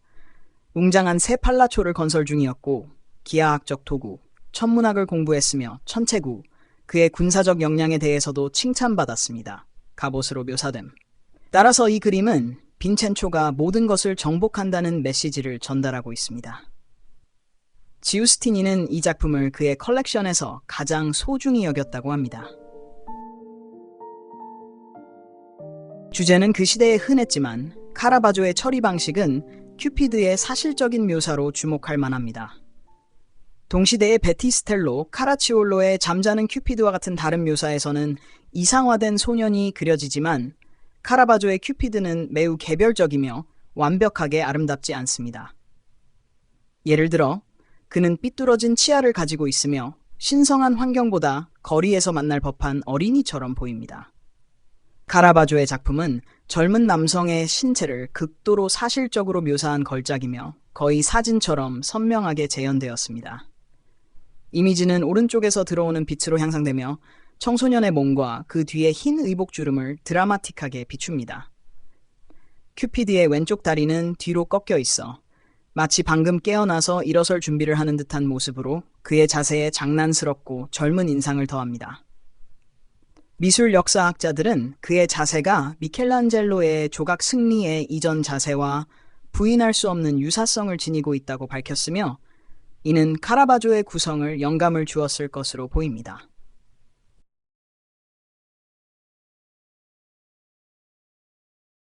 화가 오라치오 젠틸레스키는 카라바조에게 그림에서 사용할 소품으로 날개를 빌려주었고 이는 작품의 정확한 제작 연도를 1602년으로 정해주었습니다. 이 작품은 로마의 지식인 및 문화 엘리트 사이에서 즉각적인 성공을 거두었습니다. 한 인기 있는 시인은 이 작품에 대한 3편의 마드리가를 즉석에서 작곡했으며 또 다른 시인은 라틴어로 된 격언을 작성하여 처음으로 이 작품을 omnia vincit amor라는 비르질리안 문구와 결합했습니다. 그러나 이 제목은 비평가 지오반니 피에트로 벨로리가 1672년 카라바조의 전기를 쓸 때까지 공식적인 제목이 되지 않았습니다. 그림이 완성된 직후 벤데토 지우스티니 추기경은 그의 형이자 현대미술의 지우스티니니 컬렉션 창작에 협력한 빈센초에게 카라바조에게서 그림을 의뢰했습니다. 바글리오네의 신성과 세속적 사랑은 신성이 아래 오른쪽 모서리에 있는 유륜 세속적 사랑과 왼쪽 모서리의 루시퍼를 분리하는 모습을 묘사했습니다. 그 스타일은 카라바조의 사랑의 승리와 매우 유사했으며 바글리오네는 자신이 표절을 당했다고 여겨 강력히 항의했습니다. 카라바조의 친구 중 한 명에게 조롱을 당한 바글리오네는 두 번째 버전을 제작하면서 악마에게 카라바조의 얼굴을 부여했습니다. 이렇게 해서 카라바조의 명성에 예기치 못한 결과를 가져올 긴 악성 다툼이 시작되었으며 수십 년 후 카라바조의 첫 번째 전기가가 된 바글리오네는 그에게 가혹한 평가를 내리게 됩니다. 이 그림에 대해 그리고 카라바조의 성 정체성에 대해 예술평론가 조너선 존스는 명백히 실제 모델을 바탕으로 그려졌다고 언급하며 젊은 남성이 카라바조의 스튜디오에서 가짜 날개를 달고 벌거벗은 모습으로 서 있었음을 의미한다고 설명합니다. 그는 큐피드가 거만하게 웃으면서 그의 육체를 드러내고 있으며 빛이 어떻게든 모든 시선을 음경으로 이어진다라고 묘사합니다. 존스는 이 그림에서 승리하는 것은 로맨틱한 사랑의 개념이 아니라 노골적인 성적 매력이라고 강조합니다.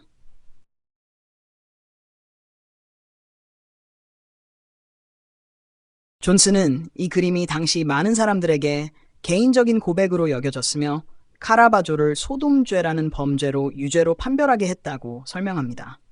여기서 카라바조의 경우 결혼 외의 관계를 의미했으며 명백히 동성애를 뜻했습니다.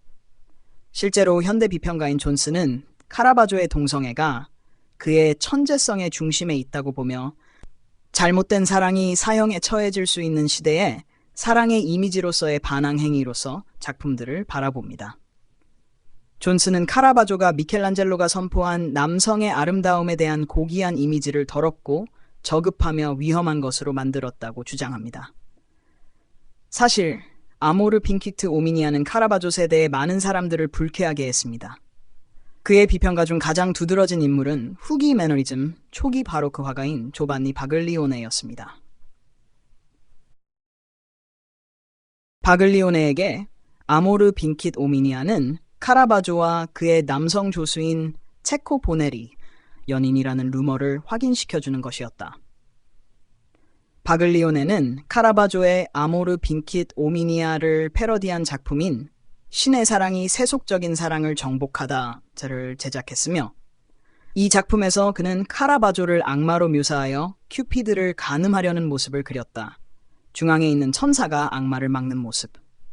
카라바조는 바글리오네와 그의 그림들을 조롱하는 풍자적인 시를 쏟아냈다. 1603년 여름 카라바조는 바글리오네에 의해 명예훼손 혐의로 감옥에 수감되었다. 아마도 델본테의 압력으로 인해 카라바조는 1603년 가을에 모든 혐의가 취하되며 석방되었다. 카라바조는 이 세트백에서 신속히 회복하며 1604년 초 로마의 산타 아우구스티노 교회 카발레티 예배당을 위한 대형 재단화인 로레토의 성모 마리아 또는 순례자 마리아의 작업을 시작했다. 이 프로젝트는 1604 이후 1605년 사이에 대중의 큰 찬사를 받으며 완성되었다.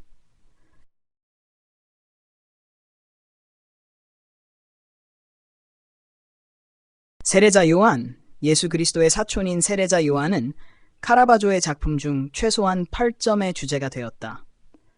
1602년에 세례자 요한은 현재 로마의 카피톨리노 미술관에 소장되어 있으며 이전 작품인 아모르 빈킷 오미니아와 동일한 모델이 사용되었다. 카라바조의 하인이며 아마도 제자이기도 했던 체코는 1060 시긴 1625년경 로마에서 활동한 화가로 추정되며 카라바조의 스타일로 매우 유사한 작품을 그린 것으로 알려져 있다.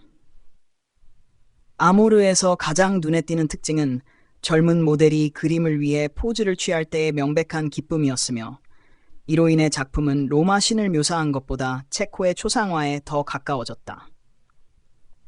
세례자 요한으로서의 그의 포즈에서도 이러한 실제 모델이 supposed 주제를 압도하는 느낌을 감지할 수 있다.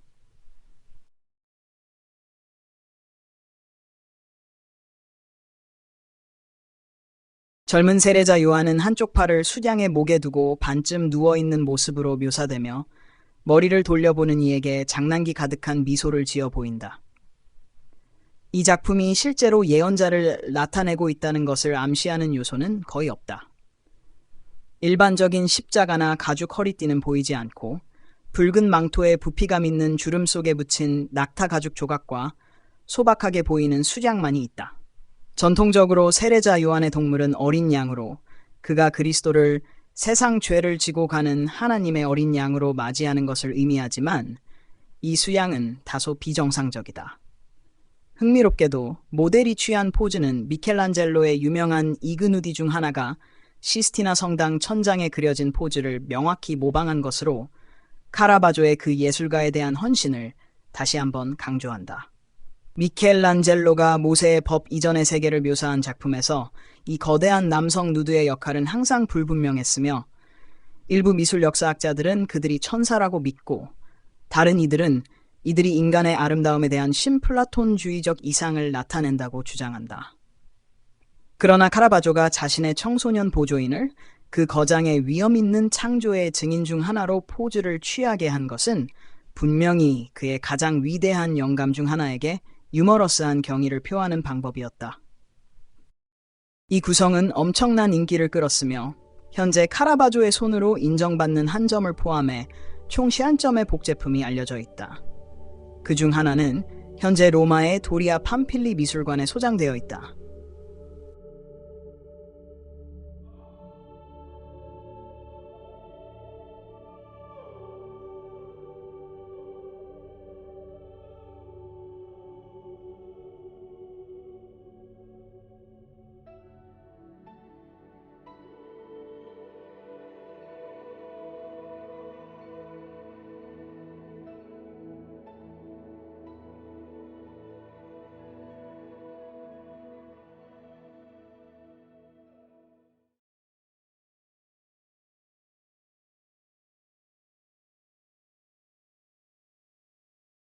장례식, 매장. 현재 이 그림이 소장되어 있는 바티칸 박물관은 이를 카라바조의 가장 위대한 걸작 중 하나라고 설명합니다.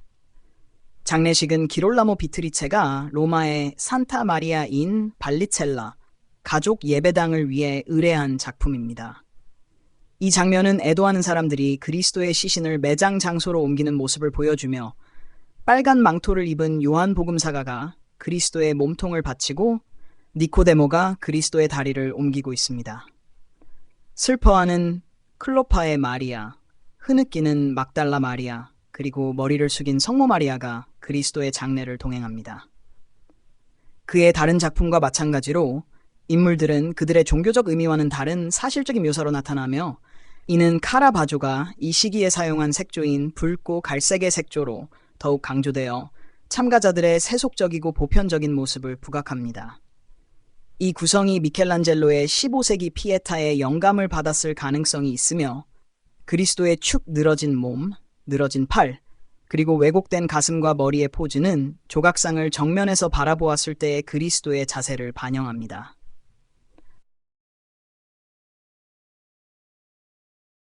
카라바조 시대의 혁신적인 작품으로 복음 사건을 매우 자연주의적으로 재구성한 이 작품은 카라바조의 적인 바글리오네조차도 감탄했습니다. 그리스도의 장례식은 애도하는 사람들과 시신을 운반하는 이들의 대각선으로 내려가는 모습을 보여주며 죽은 그리스도와 벌거벗은 돌에 이르는 음침한 장례 장면을 형성합니다. 슬픔에 잠긴 막달라 마리아가 느끼는 비참함은 그녀의 팔을 들어 올린 자세와 고통의 참표정으로 효과적으로 전달됩니다.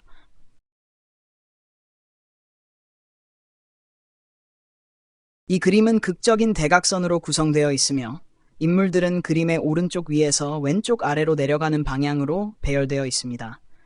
각 인물은 자신의 위치에 맞는 감정의 발전을 보여줍니다. 클로파스의 마리아가 대각선의 정점에 자리 잡고 팔을 벌린 모습은 그리스도의 처형에 대한 불신과 절망의 초기 반응을 나타냅니다. 그 다음으로 내려가면 그녀의 얼굴이 관객에게서 가려진 채로 울고 있는 막달라 마리아가 있고 그 뒤에는 고개를 숙인 성모 마리아가 있으며 그리스도의 무게를 힘겹게 쥐고 있는 니코데모가 있습니다. 그는 마치 다음은 무엇인가? 라고 묻는 듯이 관객을 바라봅니다. 이 질문에 대한 대답은 그리스도의 본보기인 요한 복음사가에게서 찾아볼 수 있으며 그의 고요하고 평화로운 죽음 수용의 표정은 그림의 감정적인 흐름을 완성합니다. 전통적으로 성모 마리아는 영원한 젊음으로 묘사되어야 했지만 여기서 카라바조는 성모를 노인으로 그립니다.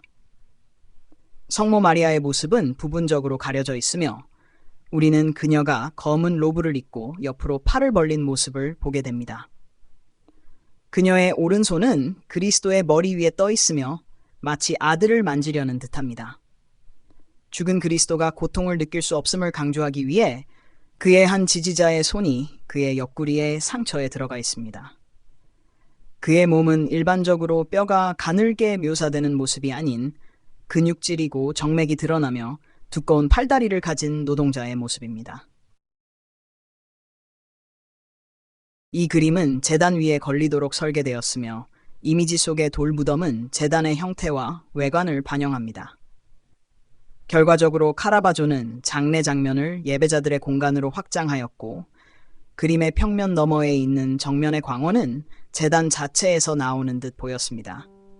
이는 부활의 신성한 빛이 위의 장례 장면에 생명을 불어넣고 희망을 부여하는 역할을 합니다.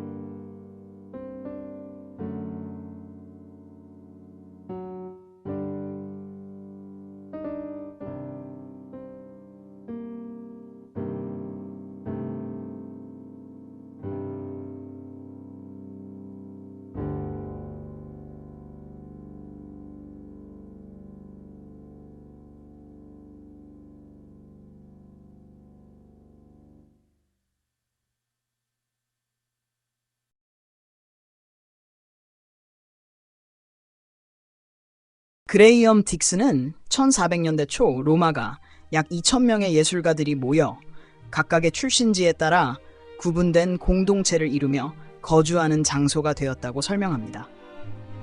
이들 그룹 간의 일상적인 폭력이나 복수는 흔한 일이었으며, 이 시기의 법정 기록에 따르면 카라바조는 다양한 폭력 사건에 연루되었습니다. 그는 돌을 던지고 공공장소에서 칼과 단검을 휴대하고 이전의 모욕에 대한 복수로 재산을 훼손하는 행위, 디투르파티오라 불림을 저지르거나 중대한 신체적 손해를 가하는 등 여러 사건에 얽혔습니다. 특히 1604년 4월 24일에는 8개의 조리된 아티초크 주문과 관련해 웨이터와 싸움을 벌여 그의 얼굴을 접시로 가격하는 일화가 있었습니다.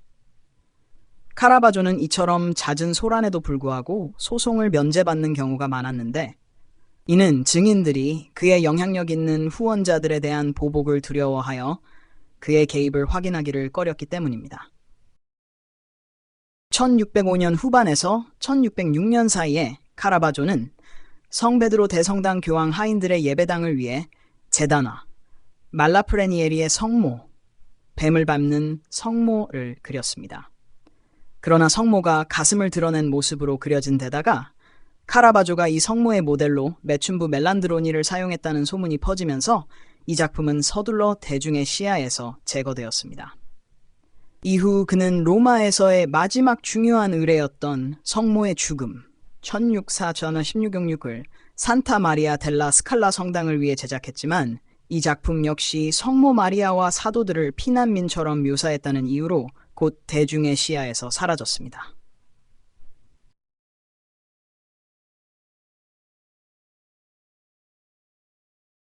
카라바조의 격한 성격은 결국 그에게 큰 화를 불러왔습니다. 1606년 5월 28일, 그는 로마 주재 프랑스 대사의 테니스 코트에서 벌어진 불법 결투에서 라누치오 토마소니를 상대로 치명적인 상처를 입혔고, 토마소니는 과다출혈로 사망했습니다. 토마소니는 카라바조의 모델인 멜란드로니와 깊은 관계가 있었으며, 이로 인해 두 사람 사이에는 감정적인 갈등이 있었던 것으로 보입니다. 그레이엄 딕스는 두 남자가 멜란드론이나 토마소니의 아내와 관련된 감정 문제로 결투를 벌였을 가능성이 크다고 설명하며, 당시 명예 문화에선 상처의 부위가 중요한 의미를 지녔다고 덧붙입니다. 예를 들어 얼굴에 입은 상처는 명예훼손에 대한 복수를 의미하고, 특정 신체 부위에 가해진 상처는 여성과 관련된 갈등을 상징하는 경우가 있었다고 합니다.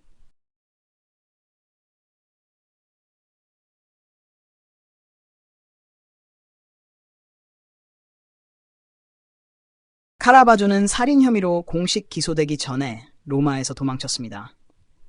그는 부재 중에 무기한 추방형을 선고받았고 살인자로 낙인 찍혀 사형 선고를 받았습니다. 이에 따라 교황령 내에서는 누구든지 그를 죽이고 현상금을 받을 수 있었으며 시신이 없더라도 카라바조의 잘린 머리만 가져오면 현상금을 받을 수 있었습니다.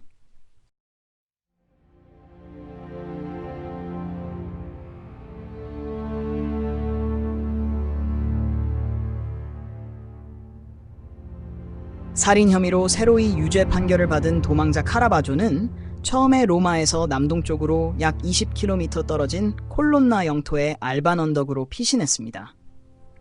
이 시기 그는 교황의 조카이자 자신의 예술을 존경했던 스키피오네 보르게세를 위해 골리앗의 머리를 든 다윗을 제작했으며 이를 형량을 줄이기 위한 조건으로 사용하려 했던 것으로 보입니다. 카라바조의 계획이 이러한 의도를 가지고 있었다면 그 시도는 성공하지 못했습니다. 이 작품에서 다윗 역할로 그의 조수이자 연인이었을 가능성이 있는 보네리를 캐스팅하고 자신의 얼굴을 골리앗의 머리에 반영했을 것이라 여겨집니다. 그러나 보르게세 미술관에 따르면 최근 학자들 사이에서는 이 작품이 젊어진 화가 자신을 나타내며 이중 자화상의 성격을 띈다라는 가설도 제기되고 있습니다. 골리앗의 머리를 든 다윗은 1610년에 완성된 중요한 작품으로 현재 로마의 보르게세 미술관에 소장되어 있으며 원래는 추기경 스키피오네 보르게세의 컬렉션 일부로 구성되었습니다. 이 작품의 구성에서 카라바조는 조르지오네 추종자의 작품에서 영감을 받은 것으로 보이지만 골리앗의 머리를 다윗의 손에 매달려 피가 화면 아래로 떨어지는 모습으로 표현함으로써 순간을 더욱 극적으로 묘사했습니다. 다윗의 손에 들린 검에는 HASOS라는 문구가 새겨져 있는데 이는 라틴어 Humilitas Occidit Superbiam, 겸손이 교만을 죽인다이라는 문구의 약자로 해석되고 있습니다.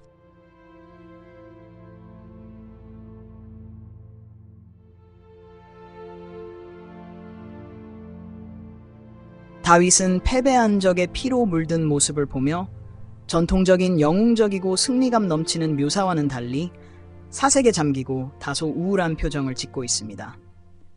이로 인해 다윗과 골리앗 사이에는 비극적이면서도 특별한 연대감이 형성되는데 이는 다윗이 자신이 저지른 행위를 깊이 생각하는 모습으로 표현됩니다. 이 그림이 더욱 감동적인 이유는 카라바조가 골리앗의 얼굴에 자신의 모습을 담아냈다는 점과 다윗의 모델로 그의 이전 스튜디오 조수였던 체코 델 카라바조가 사용되었을 가능성이 높기 때문입니다.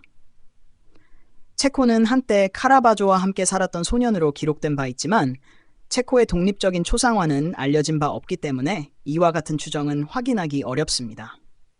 일부 미술사학자들은 카라바조와 체코 사이에 성적 친밀감이 있었을 가능성이 크다고 주장하며 이 그림이 카라바조가 청년에 대한 자신의 처신에 대해 후회하는 마음을 담아낸 것이라고 해석하기도 합니다.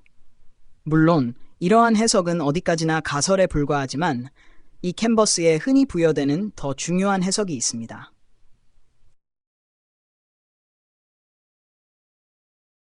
(1606년 5월 29일) 카라바조는 실수로 혹은 의도치 않게 테르니 출신의 젊은 남성 라누치오 토마소니를 살해했습니다.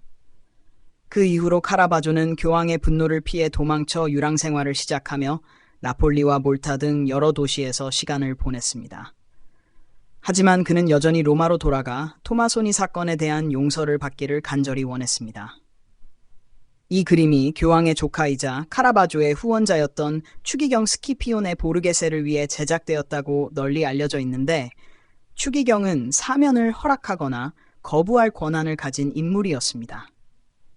카라바조는 자신을 죽은 골리앗으로 표현하여 벌을 받은 희생자처럼 보이며 이를 통해 자신의 죄를 고백하고 후회의 마음을 담은 겸손한 태도를 드러내고자 했습니다.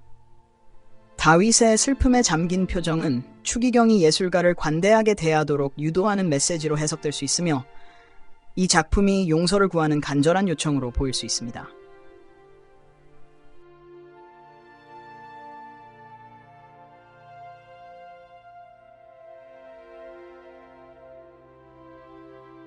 카라바조는 곧 남쪽으로 향해 1606년 9월 스페인 지배하에 있던 나폴리에 도착했으며 그곳에서 강력한 용병 지도자 파브리지오 스포르차 콜론나의 보호를 받았습니다.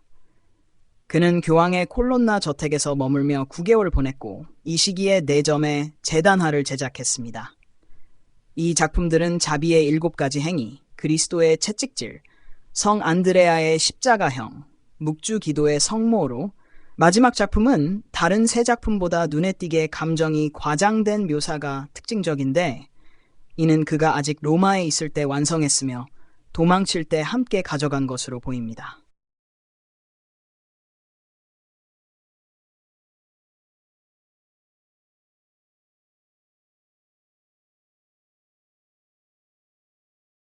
나폴리에서 카라바조는 몰타로 이동했습니다.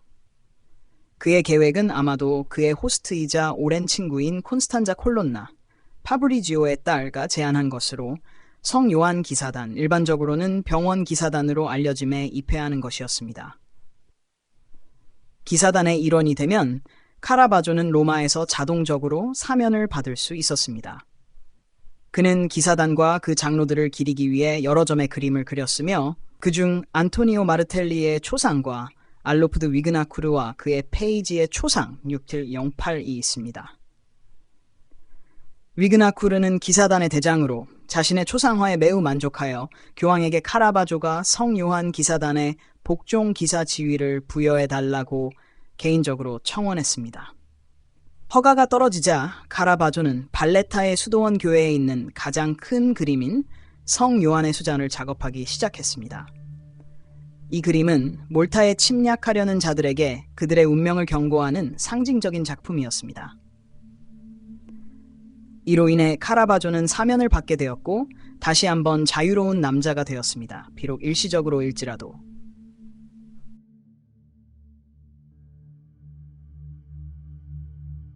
성 요한의 수장. 이는 카라바조의 가장 큰 작품으로 몰타의 성 요한 교회에 부속된 산 조반니 데콜라토 예배당을 위한 제단화로 그려졌습니다. 이 작품은 카라바조의 가장 위대한 그림 중 하나로 널리 여겨지며 기사단에 투자된 후 관습적으로 주어지는 선물인 페사지오로 간주됩니다. 이 작품은 카라바조가 서명한 유일한 작품으로 주목받고 있습니다. 요한의 머리에서 쏟아지는 피는 중앙에 위치한 화가의 서명에 스며들어 있으며 서명은 From Michael Angelo로 읽혀집니다. 예술 역사학자인 키스 시베라스에 따르면 이는 카라바조가 몰타의 기사 미켈란젤로로서의 새로운 사회적 지위를 나타냅니다. 예술 역사학자 헤르바르트 레트겐을 포함한 학자들은 카라바조의 혈서명을 속죄의 행위로 이해하며 이는 예술가가 자신의 죄를 고백하고 라이벌의 살인에 대한 자신의 책임을 인정하는 것을 의미합니다. 반면 예술 역사학자 데이비드 M. 스톤은 이 작품에 성 요한의 피로 서명한 것이 기념적인 제스처로 해석되어야 한다고 주장하며 이는 예술가가 몰타의 기사로서의 새로운 산과 그에 따른 새로운 사회적 지위를 기념하는 행위로 해석됩니다. 몰타 시기의 다른 작품들과 마찬가지로 이 작품에서도 인물들은 서로 밀집해 있어 행동의 중심에 인접한 곳과 위쪽에는 넓은 빈 공간이나 인구가 적은 공간이 남겨져 있습니다. 그 결과 화가는 각 인물에게 독특한 감정이나 반응을 부여했지만 개별성은 극적인 순간의 집합적 표현에 귀속됩니다. 이미지에서 강한 감정을 드러내는 유일한 인물은 노파입니다. 화가의 테네브리즘 기법은 그녀의 얼굴 대부분을 그림자로 가리지만 카라바조는 그녀의 손을 강조하여 공포에 질려 머리를 움켜잡고 있습니다. 노파는 고인의 성 요한과 다른 목격자들의 고요함에 대한 감정적 상응을 나타냅니다. 충격과 실망으로 손 사이에 움켜잡힌 노파의 머리는 관객이 장면에 감정적으로 입장하는 것을 상징합니다.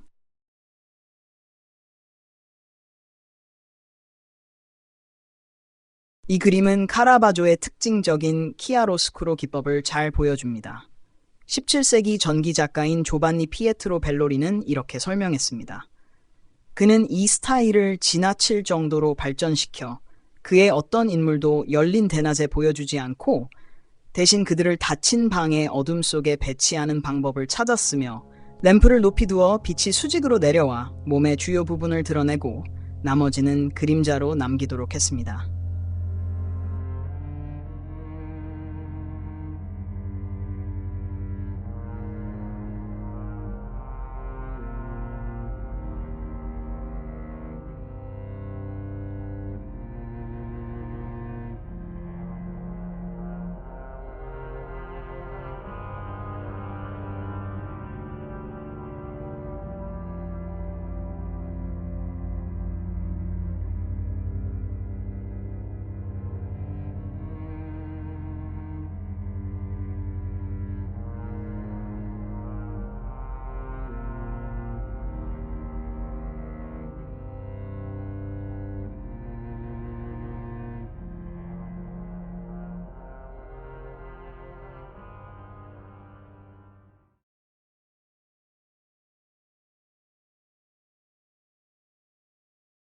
그림 공개 전날, 카라바조의 내면의 악마가 다시 그를 사로잡아 그는 정의의 고위기사와의 충돌에 연루되어 총을 쏘아 부상을 입혔습니다. 이 사건으로 카라바조는 감옥에 수감되었습니다. 그러나 공범의 도움으로 카라바조는 대기 중인 배를 타고 탈출했습니다. 1608년 10월 말 그는 시칠리아의 시라쿠사에 도착했으며 로마와 말타에서 수배 중인 신세가 되었습니다. 1608년 12월 1일 카라바조의 인형이 성 요한의 목베임 아래에서 의식적으로 추방되었고 그는 우리의 기사단과 사회에서 썩고 병든 사지처럼 내쫓겨 배척된 자로 선언되었습니다. 상당한 고난에도 불구하고 카라바조는 여전히 그림을 그릴 시간을 찾았습니다. 그는 시라쿠사의 산 루치아 알 세폴크로 대성당을 위해 성 루치아의 매장이라는 대형 제단화를 제작했으며 또한 메시나의 산타 마리아 델리 앙젤리 교회를 위한 목자들의 경배, 구화, 메시나의 파드리 크로치페리 교회를 위한 라자루스의 부활 등 두 작품을 더 제작했습니다. 1609년 가을, 카라바조는 다시 나폴리로 돌아와 콜론나 궁전의 손님이 되었습니다. 그는 산타 안나 데이 롬바르디 교회를 위해 라자루스의 부활이라는 제단화를 그렸습니다. 하지만 그 건물과 보물들은 나중에 지진으로 잃게 되었습니다. 그러나 그의 과거는 곧 그를 따라잡았고 카라바조는 한 선술집 밖에서 4명의 남자에게 공격당했습니다. 그들은 몰타에서 온 것으로 여겨집니다. 그는 심각한 얼굴과 머리 부상을 입었고 상징적인 복수 공격으로 여겨집니다. 몇 개월 동안 죽음에 가까운 상태에 있었습니다. 카라바조는 1610년에 마지막 두 작품인 베드로의 부인과 성 우르술라의 순교를 그렸습니다. 이 작품들에서 불안정한 붓질은 그가 손떨림과 또는 시각 문제로 고통받고 있음을 시사합니다. 코스탄자 콜론나의 지원을 받은 카라바조는 그의 사면을 재협상하였고 1660년 7월 그는 로마로 향하는 여정을 시작했습니다. 그는 몇 점의 그림을 가지고 있었고 이를 보르헤세에게 제출하여 그의 사면을 얻으려 했습니다. 그러나 그는 팔로에서 체포되어 구금되었습니다. 어떤 혐의로인지 알려지지 않았습니다. 그의 그림들은 여전히 토스카나의 작은 항구 도시 포르토 에르콜로로 이동했습니다. 카라바조는 자신의 자유를 사기 위해 포르토 에르콜로로 갔고 거기까지는 하루의 거리였습니다. 그러나 한여름의 태양과 그의 열악한 건강 상태로 인해 그는 쓰러졌고 도착한 직후에 사망했습니다. 그는 아마 7월 18일이나 19일에 38세의 나이로 세상을 떠났고 무명 그레이브스에 묻혔습니다.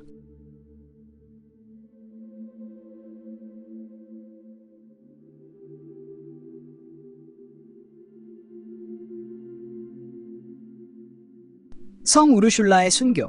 이 1610년 작품은 현재 카라바조의 마지막 캔버스로 여겨지며 나폴리의 제발로 스티글리아노 궁전 갤러리 소장흉에 소장되어 있습니다.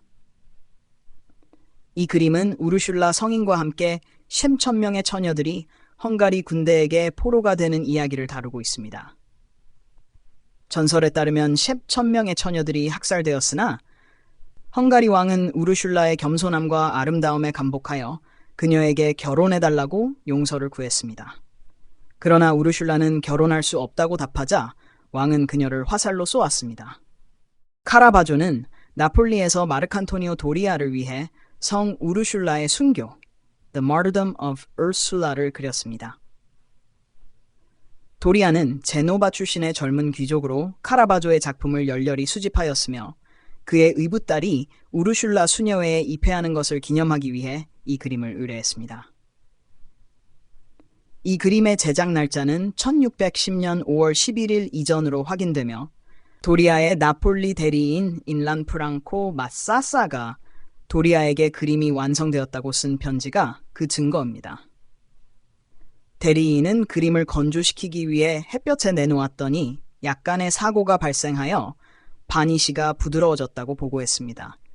그러나 그는 도리아에게 걱정하지 말라고 하고 카라바조에게 가져가 수리를 받을 것이라고 전했습니다. 그는 또한 도리아에게 사람들이 그를 두고 싸우고 있으니 좋은 기회이니 더 많은 작품을 의뢰하라고 권유했습니다. 이 캔버스는 6월 18일 제노바에 도착했으며 도리아는 매우 기뻐하며 자신의 라파엘로와 레오나르도 작품들과 함께 전시했습니다. 카라바조는 1609년 9월 또는 10월에 시칠리아에서 나폴리에 도착했습니다. 도착한 지 며칠 만에 그는 한 레스토랑 밖에서 4명의 무장한 남자들에게 공격당했으며 이 사건으로 인해 그가 죽거나 얼굴에 상처를 입었다는 소문이 돌았습니다. 그는 아마도 오랜 시간 회복이 필요했으며 그의 두 번째 나폴리 체류와 관련된 작품은 극히 일부에 불과하고 대부분이 불확실한 연결만 있을 뿐입니다. 그러나 성 우르술라의 순교는 확실히 카라바조의 작품으로 확인되며 그의 스타일에서 또 다른 변화를 나타냅니다. 시칠리아에서 그는 성 요한의 참수에서 도입된 구성 방식을 계속 사용했는데 이는 대규모 건축물에 의해 압도된 소수의 인물들이 등장하는 방식이었습니다. 하지만 우르술라는 관객의 공간으로 이야기를 직접 가져오는 장면으로 돌아왔습니다. 이 장면은 헝가리 왕이 화살을 날리는 순간을 포착하고 있으며 우르술라는 가슴에 박힌 화살을 보고 온화한 놀라움의 표정을 짓고 있습니다. 오른쪽 뒤쪽에서는 몇몇 목격자들이 충격을 받은 표정으로 바라보고 있으며 그중 한 명은 우르술라 뒤에 있는 얼굴이 카라바조의 자화상으로 7월에 카라바조는 1606년 결투에서 젊은이를 죽인 사건에 대한 교황의 사면을 받기 위해 배를 타고 출발했습니다. 그러나 사면을 받기는커녕 그는 로마 북쪽 해안의 포르토 에르콜레에서 신비로운 상황 속에서 사망하게 되었고 가장 일반적으로 열병이 사망 원인으로 알려져 있습니다. 카라바조는 후기 매너리즘 스타일의 전형으로 혹은 바로크 시대의 선구자로 간주됩니다. 비록 그의 작품으로 확실히 알려진 것이 21점에 불과하지만 카라바조는 그의 시대와 오늘날 모두에서 강력한 예술적 영향력을 발휘했습니다. 1605년까지 다른 로마 예술가들이 그의 독특한 스타일을 모방하기 시작했고 그 직후에는 렘브란트와 디에고 벨라스케스와 같은 이탈리아외의 예술가들이 카라바조의 극적인 조명 효과를 자신의 주요 작품에 통합하기 시작했습니다. 카라바조의 그림은 그의 시대의 중요한 시인들, 예를 들어 카발리의 지안바티스타 마리노에게도 영감을 주었습니다. 그러나 그의 생전과 그 직후의 찬사에도 불구하고 18세기에는 카라바조의 유산이 거의 잊혀졌으며 자크 루이 다비드와 같은 신고전주의 화가들에 의한 일부 관심을 제외하고는 잊혀졌습니다.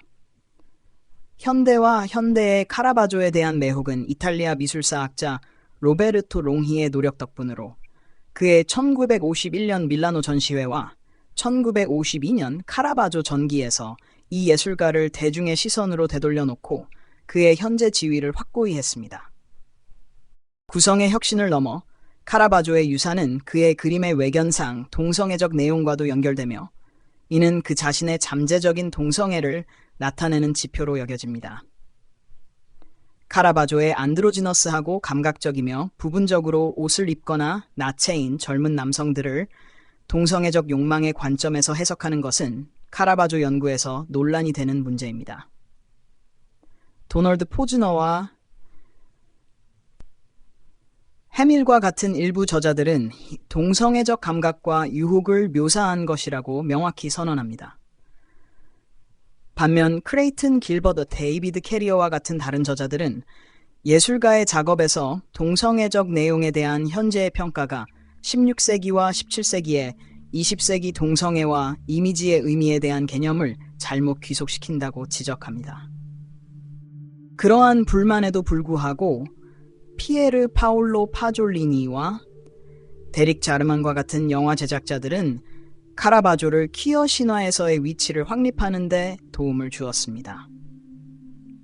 찬사를 받은 게이 이탈리아 마르크스주의자인 파졸리니 1964년 다수의 상을 수상한 영화 마태복음을 제작하며 카라바조에 대한 명확한 경의를 표했습니다. 한편 뉴 퀴어 시네마 운동의 주요 인물인 자르만은 카라바조의 예술에서 영감을 받은 열정적인 이미지를 재현하고 그의 1986년 전기 영화 카라바조를 통해 자신의 역사, 동성애, 폭력, 그리고 회화와 영화의 연결에 대한 고민을 탐구했습니다.